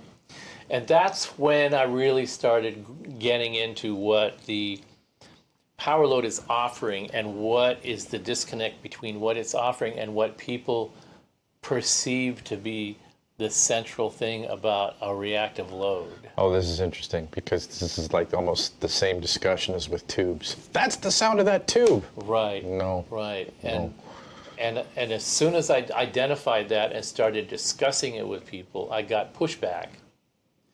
And my position was, and still is, that what a reactive load is doing is it's emulating the impedance behavior of a speaker. The impedance behavior, not the acoustic behavior, not the frequency behavior, the impedance behavior. And that's going to be a difficult concept for a lot of people to grasp because it's hard to grasp. But Because impedance behavior is not tone? impedance Is it behavior feel? is not tone. Would it be closer, more related to feel than tone? I don't know. I'm asking as a complete it is Luddite. because, well, we've talked about why tube amplifiers sound better than solid state amplifiers because they have a more That's funny. reactive Sound relationship. or feel, right? Yeah. Like, what is it? Well, but it's because you can't really separate it because they're part and parcel of the speaker's sound and behavior. Yeah. Right? Yeah. So Makes sense. You normally don't separate those two. Uh-huh. So when you plug a tube amplifier into a speaker cab, you get this sort of combined instrument. That when you plug your guitar into it, now you have three elements of the combined instrument. The guitar, the way it behaves. Yeah. The amp, the way it behaves in reacting to the speaker that's connected to, and then the sound coming out of the speaker, your guitar reacting to the vibrations coming out of the speaker going back to your guitar. That's what creates the whole aspect of it, all those elements being the combined single instrument. All right, so it's if you separate the speaker's frequency behavior from its impedance behavior, then you're kind of in uncharted territory if you don't really know what those two concepts mean. And what it basically means is that all speakers have, especially guitar speakers, have this particular quality of having a low frequency resonant behavior combined with a gradually increasing high frequency behavior. So you see a graph that starts. And all speakers are like this. All is speakers what you're do saying. this. So there's not like what do I say, like the reactive load when you design it can be a lot more general, or it's going to be a lot more general in its nature than you would think if you're used to listening to IRs and going, oh, this sounds really different than this one, and this, like, that's going to have a lot more, that's going to color your tone a lot more than any sort of, the different designs of the reactive load. Well, a speaker cone vibrates, it has little sub-resonances all over it. Okay. When you look That at makes the sense. frequency response graph of a speaker, you're seeing little peaks and dips in its frequency response. Why, when you move the mic, Yeah. oh, Right. that sounds like shit. Right. Oh, there's the sweet And spot. So what are those little peaks and dips in the frequency response? Why is 1.5 kilohertz, why has that got a peak and then 2 kilohertz has a drop? Why is that? Mm-hmm. Because the combination of the cone, the cap over the cone, the voice coil attached to the cone, and the frame that's supporting this whole thing, they all have little sub-resonances. and they impose those little resonances on the cone. So whenever there's a resonant peak, whenever there's a peak in the frequency response, there's a resonance somewhere in there that causes that. And what is a resonance? A resonance is a thing that when you hit a certain frequency, the part that's resonating will vibrate more easily at that frequency than other frequencies. Does it have something to do with feedback? Like it's a node that it can be a feedback node. It could accelerate feedback, and that's how filters create feedback, which creates a tone. That's basically how a Hammond organ works. That's how an oscillator in a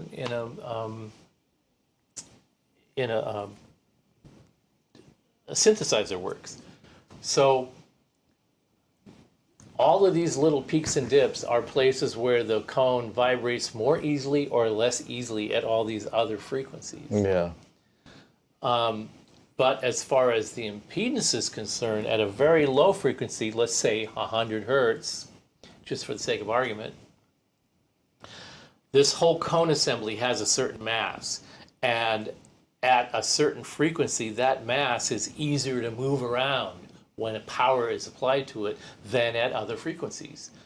And that causes basically the resistance of the speaker to be lower. It resists moving less because it vibrates easier at that frequency. Yeah. So the frequency goes up, and its resistance to movement goes up. Its resistance to movement goes up. Okay. And that's the effective impedance, because impedance is a combination of voltage and frequency. So if you have a speaker that's 8 ohms, it's only 8 ohms under certain conditions. But if you measure the DC resistance of the voice coil of the speaker, it's usually 6.5 ohms. Well, why is it 8? Well, by the same token, why is it 10 or 20 or 15 or 25 or whatever at whatever frequency it is? Depends on which frequency you measure. It'll be different at every single frequency. At frequencies where it's easiest for it to vibrate, the impedance goes way up to, it can be as high as 200. So that's the low frequency resonant point, and all guitar speakers, since they're all kind of similar in behavior and sonic capability, we like them to not be too bassy and too trebly, and we like the mid-range to just be different with each different kind of speaker because they're fun to play with. A Celestion will have a different kind of mid-range characteristic than an Eminence, and so on and so on. So that's what's applied. The frequency behavior of the different cones is applied to, is sort of indicative of how it's going to sound, but how it's going to behave impedance-wise, how it's going to interact with an amplifier is a function of its impedance behavior. So that low-frequency resonance is there that all typical guitar speakers have in that typical area of its frequency response, and then this increasing high frequency, which is a result of the voice coil interacting with the magnet inside the speaker, which causes the impedance to go up as the frequency goes up past a kilohertz. So you get this sort of rise. And depending on the size of the voice coil and the size of the magnet, that rise will be faster or slower. So, but they're all in roughly the same range with regard to the impedance, because it isn't frequency stuff, it's electrical resistance stuff. That's nobody ever talks about that. No, because it's difficult to talk about. You have to understand the underlying sort of mechanics of it all, electromechanics. So anyway, when you choose to emulate the impedance behavior of the speaker, you do two things. You make a resonant circuit that emulates the 50 to 100 hertz lump, and then you couple that together with another resonant circuit that emulates that rising behavior of upper frequency climb. and since all speakers sort of exhibit that very similar behavior, there isn't a whole lot of difference from one to the next. You can't say this is a greenback or this is an eminence. There's just not enough difference. There's just not enough. If you take a bunch of those graphs and superimpose them, they're so similar that they can, Yeah. And what makes one different than the other are such subtle shifts that you can. It's really easy to emulate those shifts, and that's what the switches on the power load and the power station do. They give you more or less of that resonant behavior, just in the same way some speakers exhibit more or less of that resonant behavior. So the switches, what they do is they change the amplitude of that peak and the position along the frequency response range of that peak. That's awesome. For the low frequency, and for the high frequency, that ramp, it makes that ramp go like this more and over more, higher frequency, or a little lower frequency and a little less of a ramp. So those two switches, that's what they're basically doing, giving you a couple of variables there. And those two variables, those just 4 switch positions of those 2 switches, cover most of the variables that you see from one speaker to the next. Yeah. I was telling Steve, I don't even move mine. Yeah. There's so much variability in that. Like, that's crazy. Because if you got a lot of IRs, you got so many other things to play with that really doesn't make or break the cake. Now, just like, it's fun driving around town. Like we talked about, the old Mopar cars. It's fun driving around in these things that, they feel like your grandma's couch. You're driving around town. You don't have to put the pedal to the metal. You can just drive it as a grocery getter. But damn, it's nice to know that you have all that shit in reserve. It's great. I like knowing that, because occasionally I'm like, yeah, let's pop this sucker up. Get something else going on here. But I rarely use that. I'm normally right in the when middle. I think of reactive load versus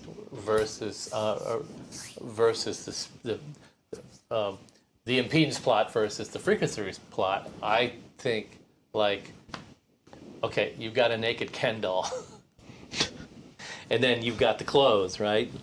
And you put the clothes on Ken and you make him sporty Ken or lawn mowing Ken or surfing Ken or whatever. I know this is stupid, but the clothes are the IRs?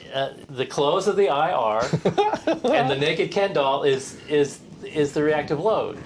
There may be a bigger lump down here, and there may be a little more shimmer up here, but it's essentially the boxer shorts and the tennis shoes, and then you overlay these frequency parameters on top, and that's what actually creates the combined speaker behavior. So when somebody says that a particular reactive load sounds more like a Marshall than a cabinet that has different speakers in it, well, the Marshall 412 cabinet, regardless of what speakers you put in it, has a particular kind of behavior. And when you it's really funny, because when you model when people look at these graphs, and this is something that we haven't talked about, but I'm going to just spring it on everybody. All right. When you look at these graphs, everybody forgets that you're looking at the graph for one speaker. Now, are you familiar with the Bose speaker systems? Familiar in what sense? I mean, I've experienced them. I had one, like the home stereo system, that whole Their concept is they have a bunch of little speakers rather than one Absolutely. single big one. Yeah. Okay, what they're doing there is Dr. Bose discovered that a real simple way to flatten out the frequency response of a speaker system, because what everybody was doing, that were developing speaker systems that had a big woofer and a big Sure. mid-range horn and a tweeter. Tweeter, yeah. And how everybody was trying to solve this, get the speaker system to behave in a linear fashion, was to use multiple drivers and then put crossover frequencies. So when the woofer was out of its best operating range, we'd roll that off and then pick it up with the mid-range driver, and then when that was out of its Just get a feign. out of its operating range, then you cross it over again and roll that off, and then bring in the frequency response of another thing coming on top of that. That was the doorbell, by the way. I wonder what that's about. So Dr. Bose proposed that, another way to flatten out frequency responsive speakers is to use a bunch of them in parallel. Oh, in parallel. Because those frequency characteristics of the different cones vary from speaker to speaker. Right. So if you what? What's happening? What's happening? Oh, come on What's in happening, here. man? Come on in. All right. What's your name? Henry. Henry, you're live, Hey, man. Henry, come on in here. We got to bring Henry in. Let's introduce Henry. Henry Yeah. just delivered us pizza. Just look in the camera right there and say hello to everybody. Just move over a little bit. Right? Henry, what's happening? There we are. Thanks, Henry. I appreciate it. Thanks, man. Henry had no effing idea what he was in for when he Dude, we stopped. got pizza? Nice. We And got salads? pizza. We got pizzas and salads. All right. Hey, Henry, you got people saying hi, man. He's like looking at the entranceway, going, well, I don't know. Should I come in there? I don't know if I want to. He did not want to do that. He's a we good said sport. Poor guy. I wouldn't have. He was a good sport. Yeah. So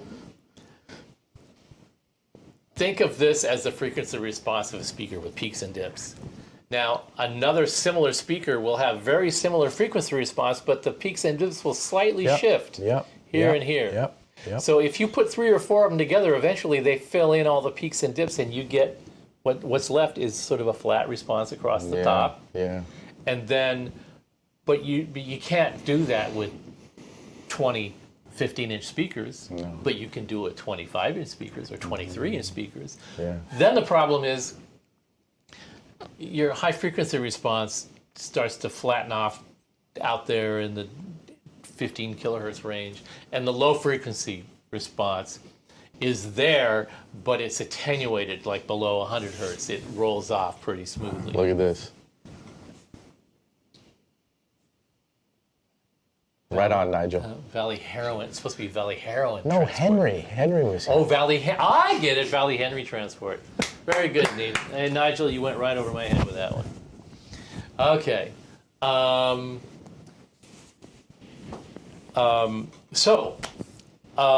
What the Bose system does is they take a bunch of small speakers to flatten out the frequency response, and then instead of using a crossover, they use an equalizer that bumps up the high and low frequency response at the ends. Oh, no kidding.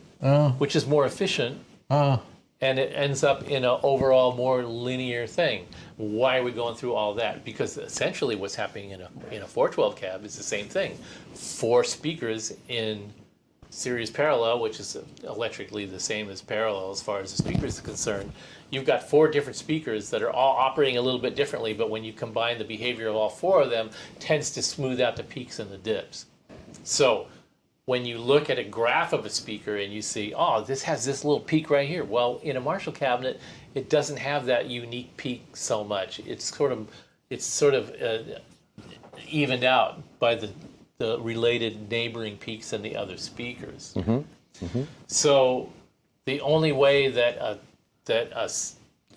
an IR sounds like a cabinet is if you're sweeping multiple speakers in the cabinet and modeling the whole thing. Yeah, it sounds like a cabinet. Yeah. So. Yeah. So the other thing that happens in a 412 cabinet is that resonant peak of the speaker when you have more speakers, that resonant peak widens a little bit. It doesn't necessarily even out in the terms of the impedance curve. It actually widens that peak a little bit, and so it becomes a little bigger. So if you're trying to make your reactive load sound like that particular cabinet, the low-end resonant portion of the reactive load is going to artificially exaggerate the low-frequency resonance of the speaker by itself. Yeah. And that's when a reactive load becomes more specific.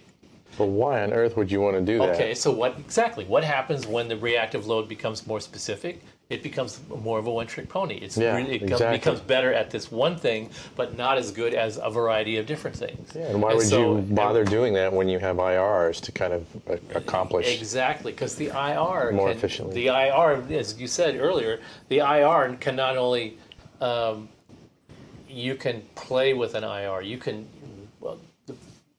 sort of tweak an IR so that if you want a more robust low end coming through on a particular cabinet sound, you just in post, you just bump the low end a little bit on the IR. Yeah. So what's happening now with the power load, now that it's been out a fair amount of time, several years, and now that the PLIR is out, the feedback that we're getting is, you know what I like about the reactive load in this is that it sounds more organic and it doesn't sound as exaggerated as other ones that I've heard. And that's exactly... Oh, then you're like, yes! It's like, all right, we're cutting through. We're finally cutting through because now that you get to hear it with now that it's coming out at a time when there are a lot more people familiar with how to use IRs and more better IR offerings out there. More better. It's much easier to hear where a more natural sound, natural behavior of the reactive load section, the impedance curve, is a benefit rather than a detriment, because you don't want that big humping low end thing on a like an IR for a super reverb that doesn't naturally have that thing, or an AC30 that doesn't naturally have that big hump down there. Yeah. In here, you have a way to ameliorate it or eliminate it just by putting the switch down. So that's really the key of the PLIR that makes it have a reason to exist. Why is it put together this way? Because when you put it together with a variety of different IRs, you have a hope of all of your IRs performing a little better rather than just one particular thing. Oh, my Greenback 412 IR works great with this reactive load, but not so much with that. Well, that would also be the reason, like, if we shift the focus away from these products to, like, your power amps, that would be why, you don't design, like, your power amps to sound like the particular power section of a well-known amplifier. Like, let's just clone that and make it 2-channel, because you're kind of limiting yourself. Yeah, well, like I said about the reason to exist, that it isn't just like one overarching thing. Yeah. It's a thing that organically develops as the idea develops. So think of it like climbing up the ladder of a really tall tower. I do that all the time. I know you do. When you start out the climb, you're fresh, you're rested, you're fed, you had enough water to drink and stuff, and as you're starting to get up, you're exerting yourself, and then you're getting up in thinner atmosphere, and you need more water, and lactic acid is building up. Yeah, right. So everything about what you're trying to accomplish is changing subtly as you climb up the ladder. Yeah. And that's what the same thing is happening with the reason to exist. Is I've always said that once a project gets started, and I start putting together the pieces the way I'm thinking that they work together, it gets to a point where now it's starting to tell me what it wants. And what I mean by that that's cool. is that you predict that a design is going to do a thing. But then when you do it in real life, you realize the electrical and mechanical factors that are coming into play, that they're difficult to predict in advance unless you model everything. And I'm not the kind of person that can take a design from scratch and model all the potential possible behaviors that could arise out of developing a product. And I don't think anybody would want to do that. It seems like a great idea, but that's where you have, I think, these design labs where a bunch of people are writing code and modeling out all kinds of crazy things. And it's done in science, it's done in aerospace, it's done in a lot of areas, but we're not. Well, it's also done where there's a lot bigger budget for development too. Don't forget that. Yeah, and thousands of people working on problems, and everybody's got their little section. Exactly. You do that, and you do that, and you do that, and then can Then you report gotta to me. hey, wait a minute! I said that I postulated that this activity was going to happen here, but what you're saying is it's actually happening over here, not over here. And like, oh well, the data that you gave me is, organically, step by step, I'm getting feedback from how the behavior of the design, and then I make the decision: do I want to go this way? Do I want to go this way? Do I want to go this way? Do I want to go this way? Do I want to go straight ahead? And that's the I sort of. What is it telling me? It's I get a little wheels in the sky trippy. It's like, what is it telling me? But this is it's what I'm really telling myself from observing what is happening. That's what's really going on. But I like to think of it as when an idea is coming out of here and making itself, in the real world, becoming a real thing. It's telling me a little bit about where the potential of it is. And then I can choose to act on that, or I can see the potential of it going that way, but I'm really trying to get it to go this way. And a lot of times you just say, no, this is the way to go. And in other times it's like, you know what? I hadn't really considered that. Have you ever ruined a project by exerting your sort of arrogance on it, even when you should have zigged left and you're like, no, this was the initial idea and it has to be this. And then in the end you're like, it could have been a lot more? I think what I learned was that you don't really see that much of it because it doesn't make it to production. It usually, when something is fighting you, it's not a person with a personality that's just trying to be better than you. It's not a contest. It's just, in the real world, this is how this behaves, and you can't really fight that. Yeah, so when you're talking about it kind of telling you what it needs, it's like, it's basically showing you if this is going to work at all. If it's going to be a viable idea, it has to go this direction. There isn't any fighting. It already won. It's telling me what it needs to do. Yeah, maybe we've tried some things where people suggested that we do a thing a certain way, and we have a distributor in Japan. They've been our distributor since the company started. So we've had this relationship with this company for 30 years. Man, that's awesome. And every once in a while they'll come and say, you know what, we would like to have 100 of something. They'll take a product that we already have and they'll want to change a little thing about it because they want to have a special product. A special thing, yeah. And if it's something that we think is viable and practical to do, we'll say, yeah, sure. But every once in a while they would suggest something that was just like,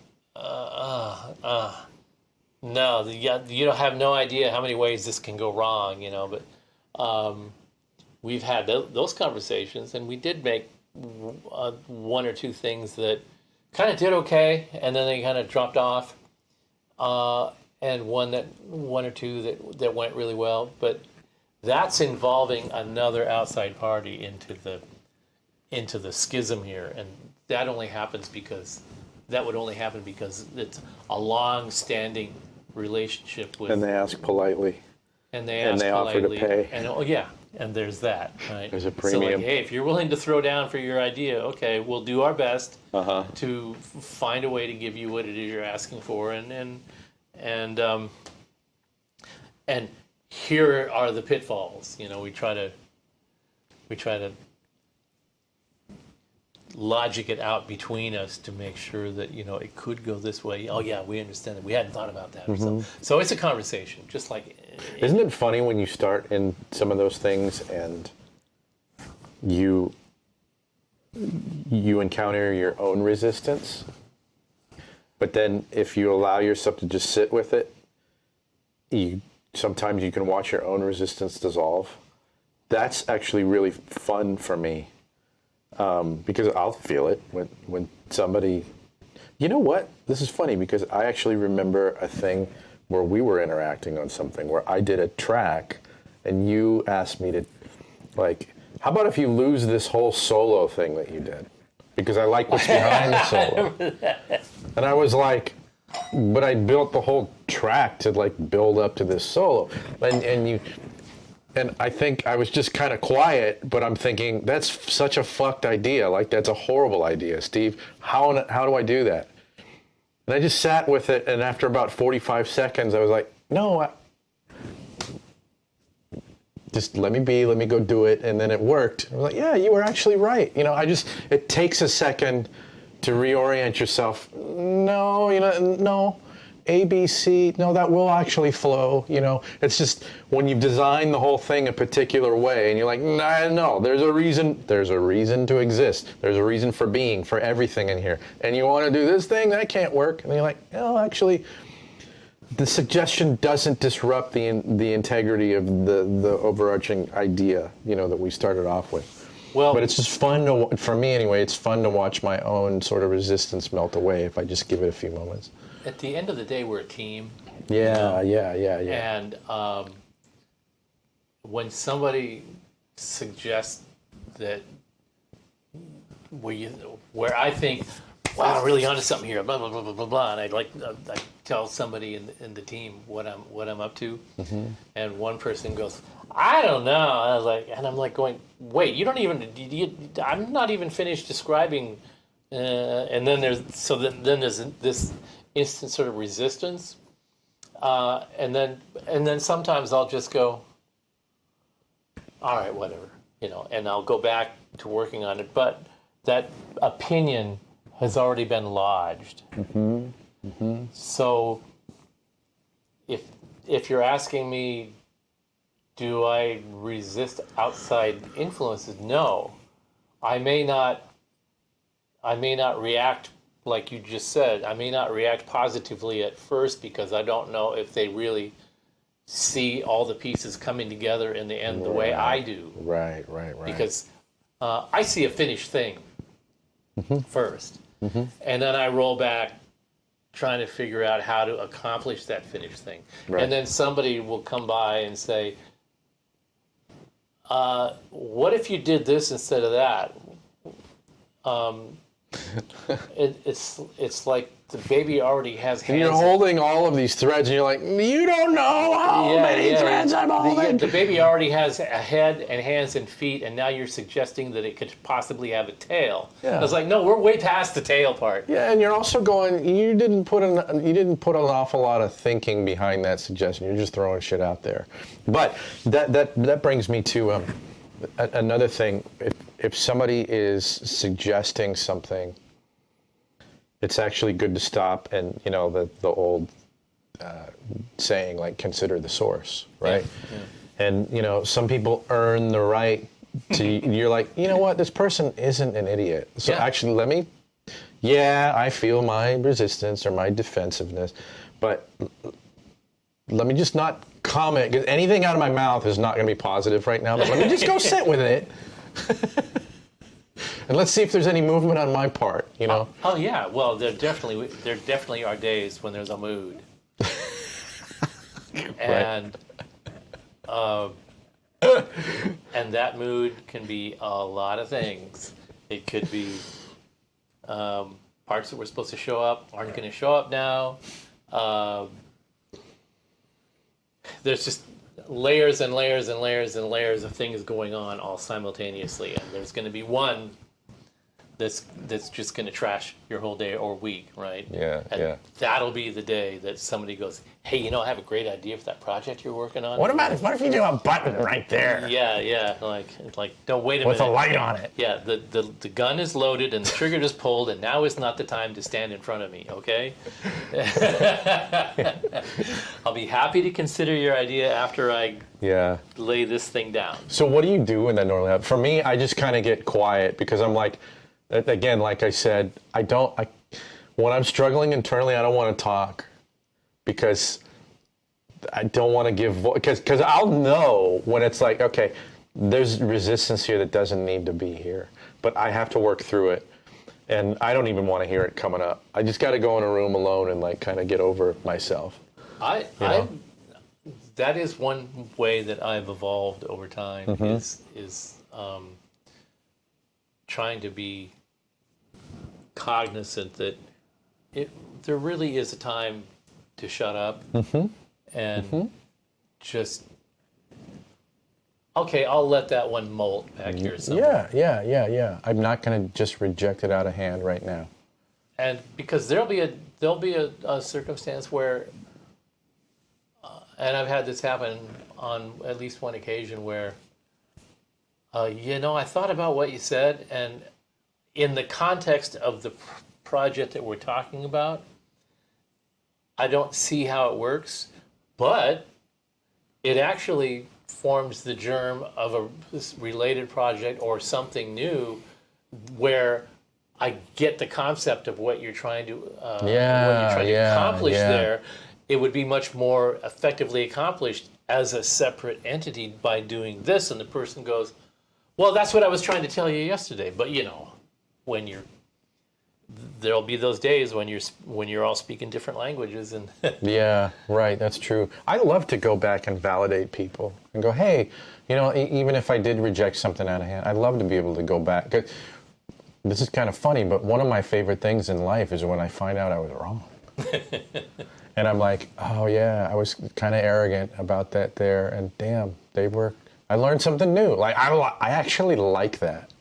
Well, it's not always fun in the moment. People handle that different ways. Some people go to the bar and get drunk, and then they go get in their car and drive, and they kill somebody, and then they go to jail for the rest of their life. Yeah, and then other people go, like what you do, like, there's an opportunity for me to grow here. Yeah. So that's always when you realize you have the capacity to grow into something like that, then you kind of go, oh, this is kind of uncomfortable. Maybe I'm not going to be a human disaster after all, no matter how hard I tried. Yeah. I'm still trying.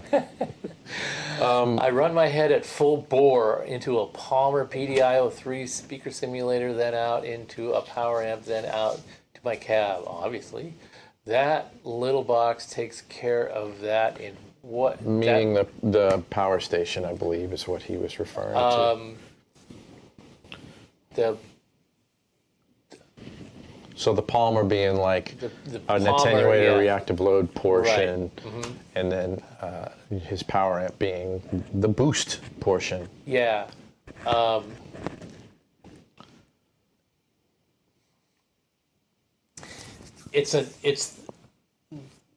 The PLIR is an evolution of the Palmer box,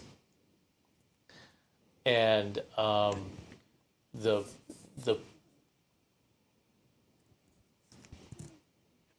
power, right.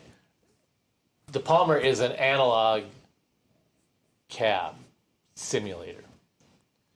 So it's a combination of a reactive load and an analog cab sim that has filters that you can adjust with knobs to tweak the top and the bottom end. And they made a few different versions of that, and they were really the ace. I had a couple of them. They were really of their time. They were the bee's knees at their time. Yeah. And so, yes, the PLIR is what does that in this one box.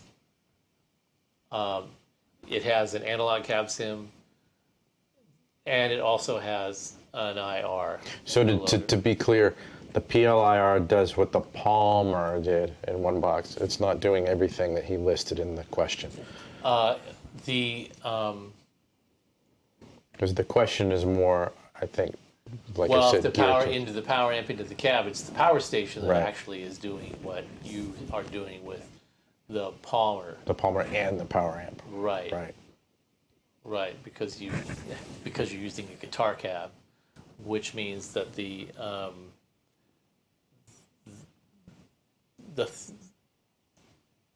cab simulator part of the Palmer comes out of a separate output. That's not what goes to your speaker because it's not attenuating. So in that respect,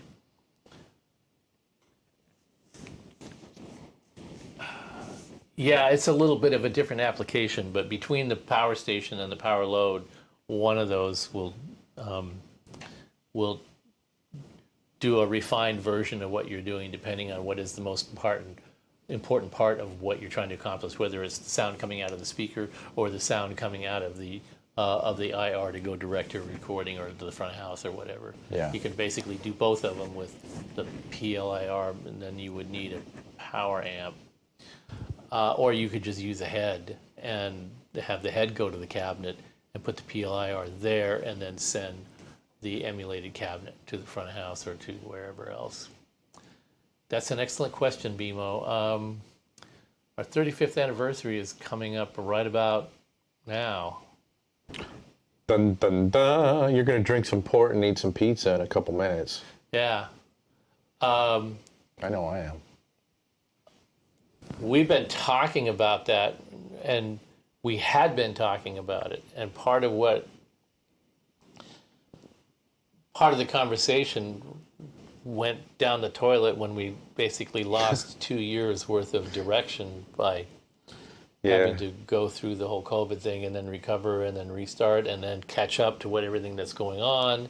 And all the projects that we were working on got pushed back. So I'm really glad you asked that question. Because you needed to remember to think needed about to be it. reminded, absolutely. So, see, by being part of the fam here, you're like helping us out. Chop, chop, man. Yeah, get cracking. Get with the program, dude. Yeah.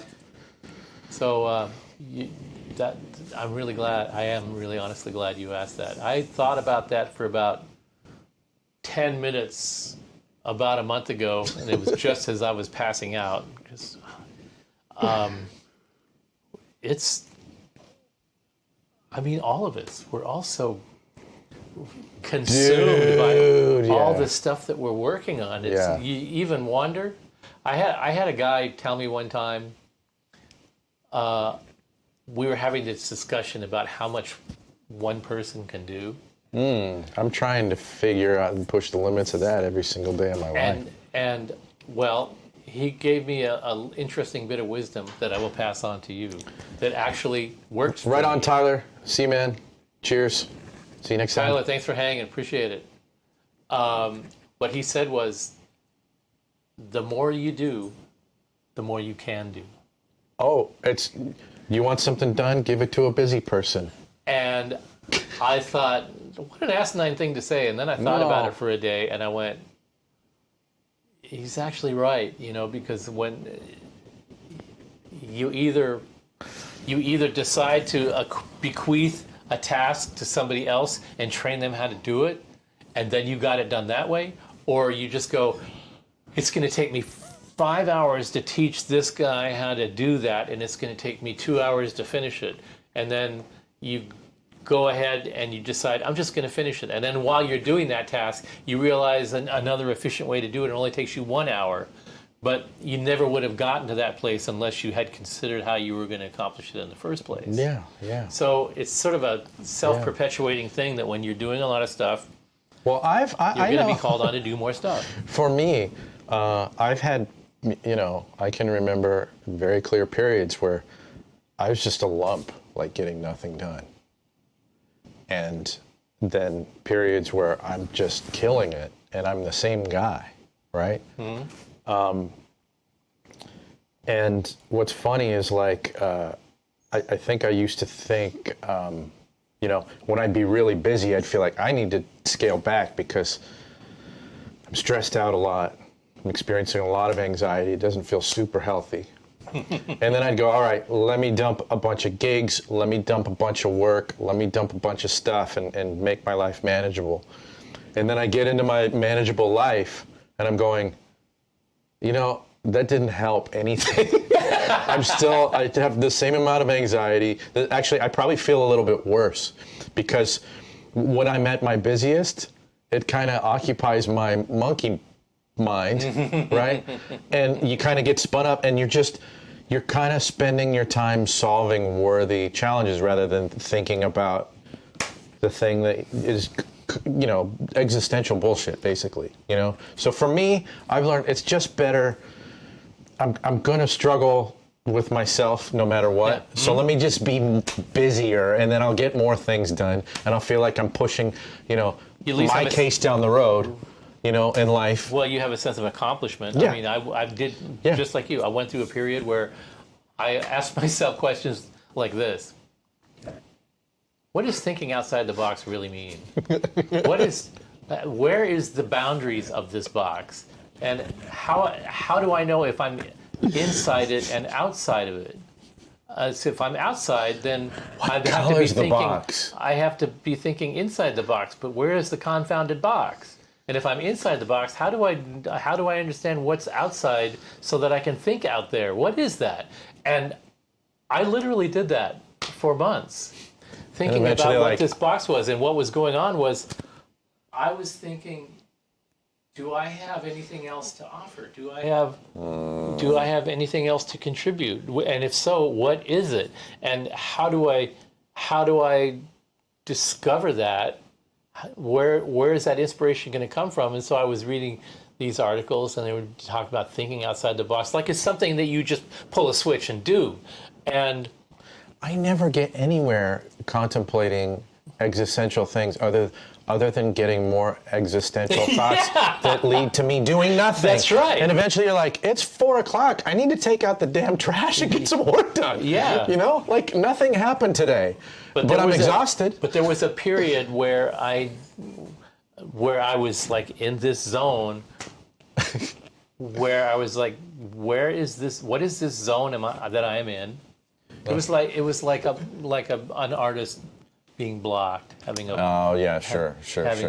But you're blocking it by, instead of doing work, like just, you know, my friend who was a bass player and a graphic designer, he told me all the time in the firm that he worked for, he said, you just watch people in these cubicles, like with, you know, designer's block, just sitting there. He's like, he just cracked me up the way he said, he's like, look, the way you get over it is like, you stop worrying about it's a $300,000 account. He's like, just open a new document, get the mouse going, start drawing some lines, like just start moving, and eventually you start getting somewhere. You're never going to get anywhere if you just like, this is a $300,000 account. It's got to be an amazing idea. Where's my amazing idea going to come from? Maybe if I'll meditate.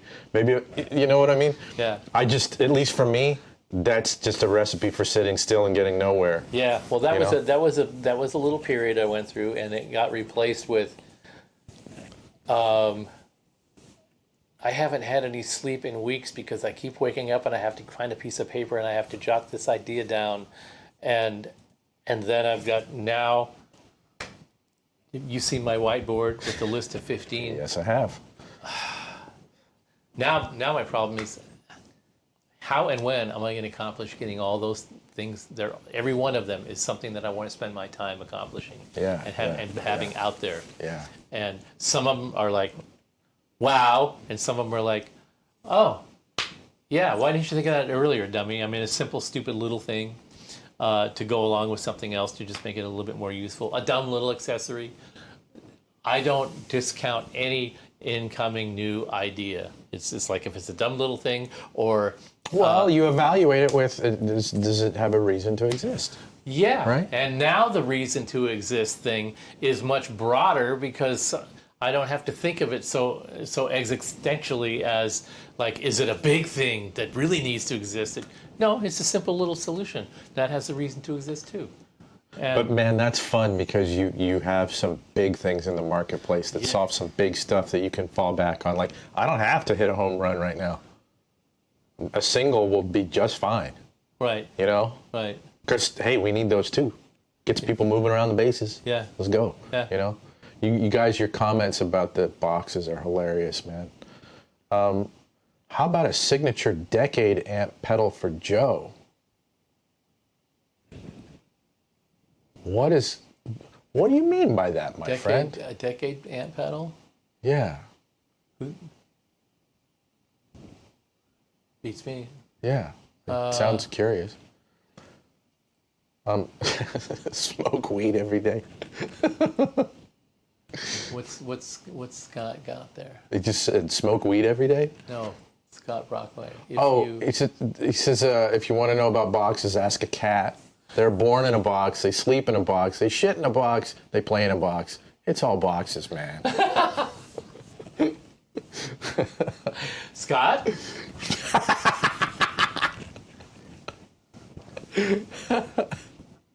A decade dial on an amp. That was a brilliant contribution, Scott. I appreciate that. A decade box. What's a decade box? And then in a pedal version, a decade dial on an amp. I feel like I'm. You know what I'm thinking? I'm thinking that all I'm thinking about is that pizza is ready to go. I know, me too. And we're already at 2.5 hours. yeah. And we're boring the shit out of you guys. I'm just happy that we're doing this. That it's getting a little better. We're getting the little kinks worked out of it. Yeah. That we actually did what we set out to accomplish, which was get stuff working. Pretend we're muted at the top of the show. Right, that was fun. That was fun. And we pissed John actually off. cover the subject that we wanted to cover. There was one thing we didn't do, but we could still do that because I want you to grab. I did allude to this, that we were going to do this, and since we can't do it, let's just do it for a sec. I want to show you something that probably will answer a couple of questions that you guys had asked. And am I banging on a guitar? yeah, and it relates to, because so I can tweak stuff, and it relates to the comment about the harmonics and the what makes that amp inspiring sounding. Jim, 3.5 hours, 3.5 more hours left. No, we got pizza waiting, so this is going to be quick. But we're all set up to do it, and all I have to do is punch one button, and it'll mute these mics. So what are we doing before we get muted and we can't talk anymore? So what am I supposed to do? Is we've got the GPDI plugged into a PLIR, and it's set to the ether cab with a Royer 121 mic, is it? Yep. Only the 121, not the. And that's going directly to the stream, and so I just have that set up to. I'm using the GPDI sort of as a preamp. The whole amp is working. Its internal reactive load is working. It's going into the line in, so it's bypassing the reactive load in there. I'm not using the reactive load of the PLIR. It's using its own reactive load, and I'm taking that signal and running it into just the IR part of the cab. So you're only using the IR from the PLIR. Yeah. So that's this. IR. No PL, only IR.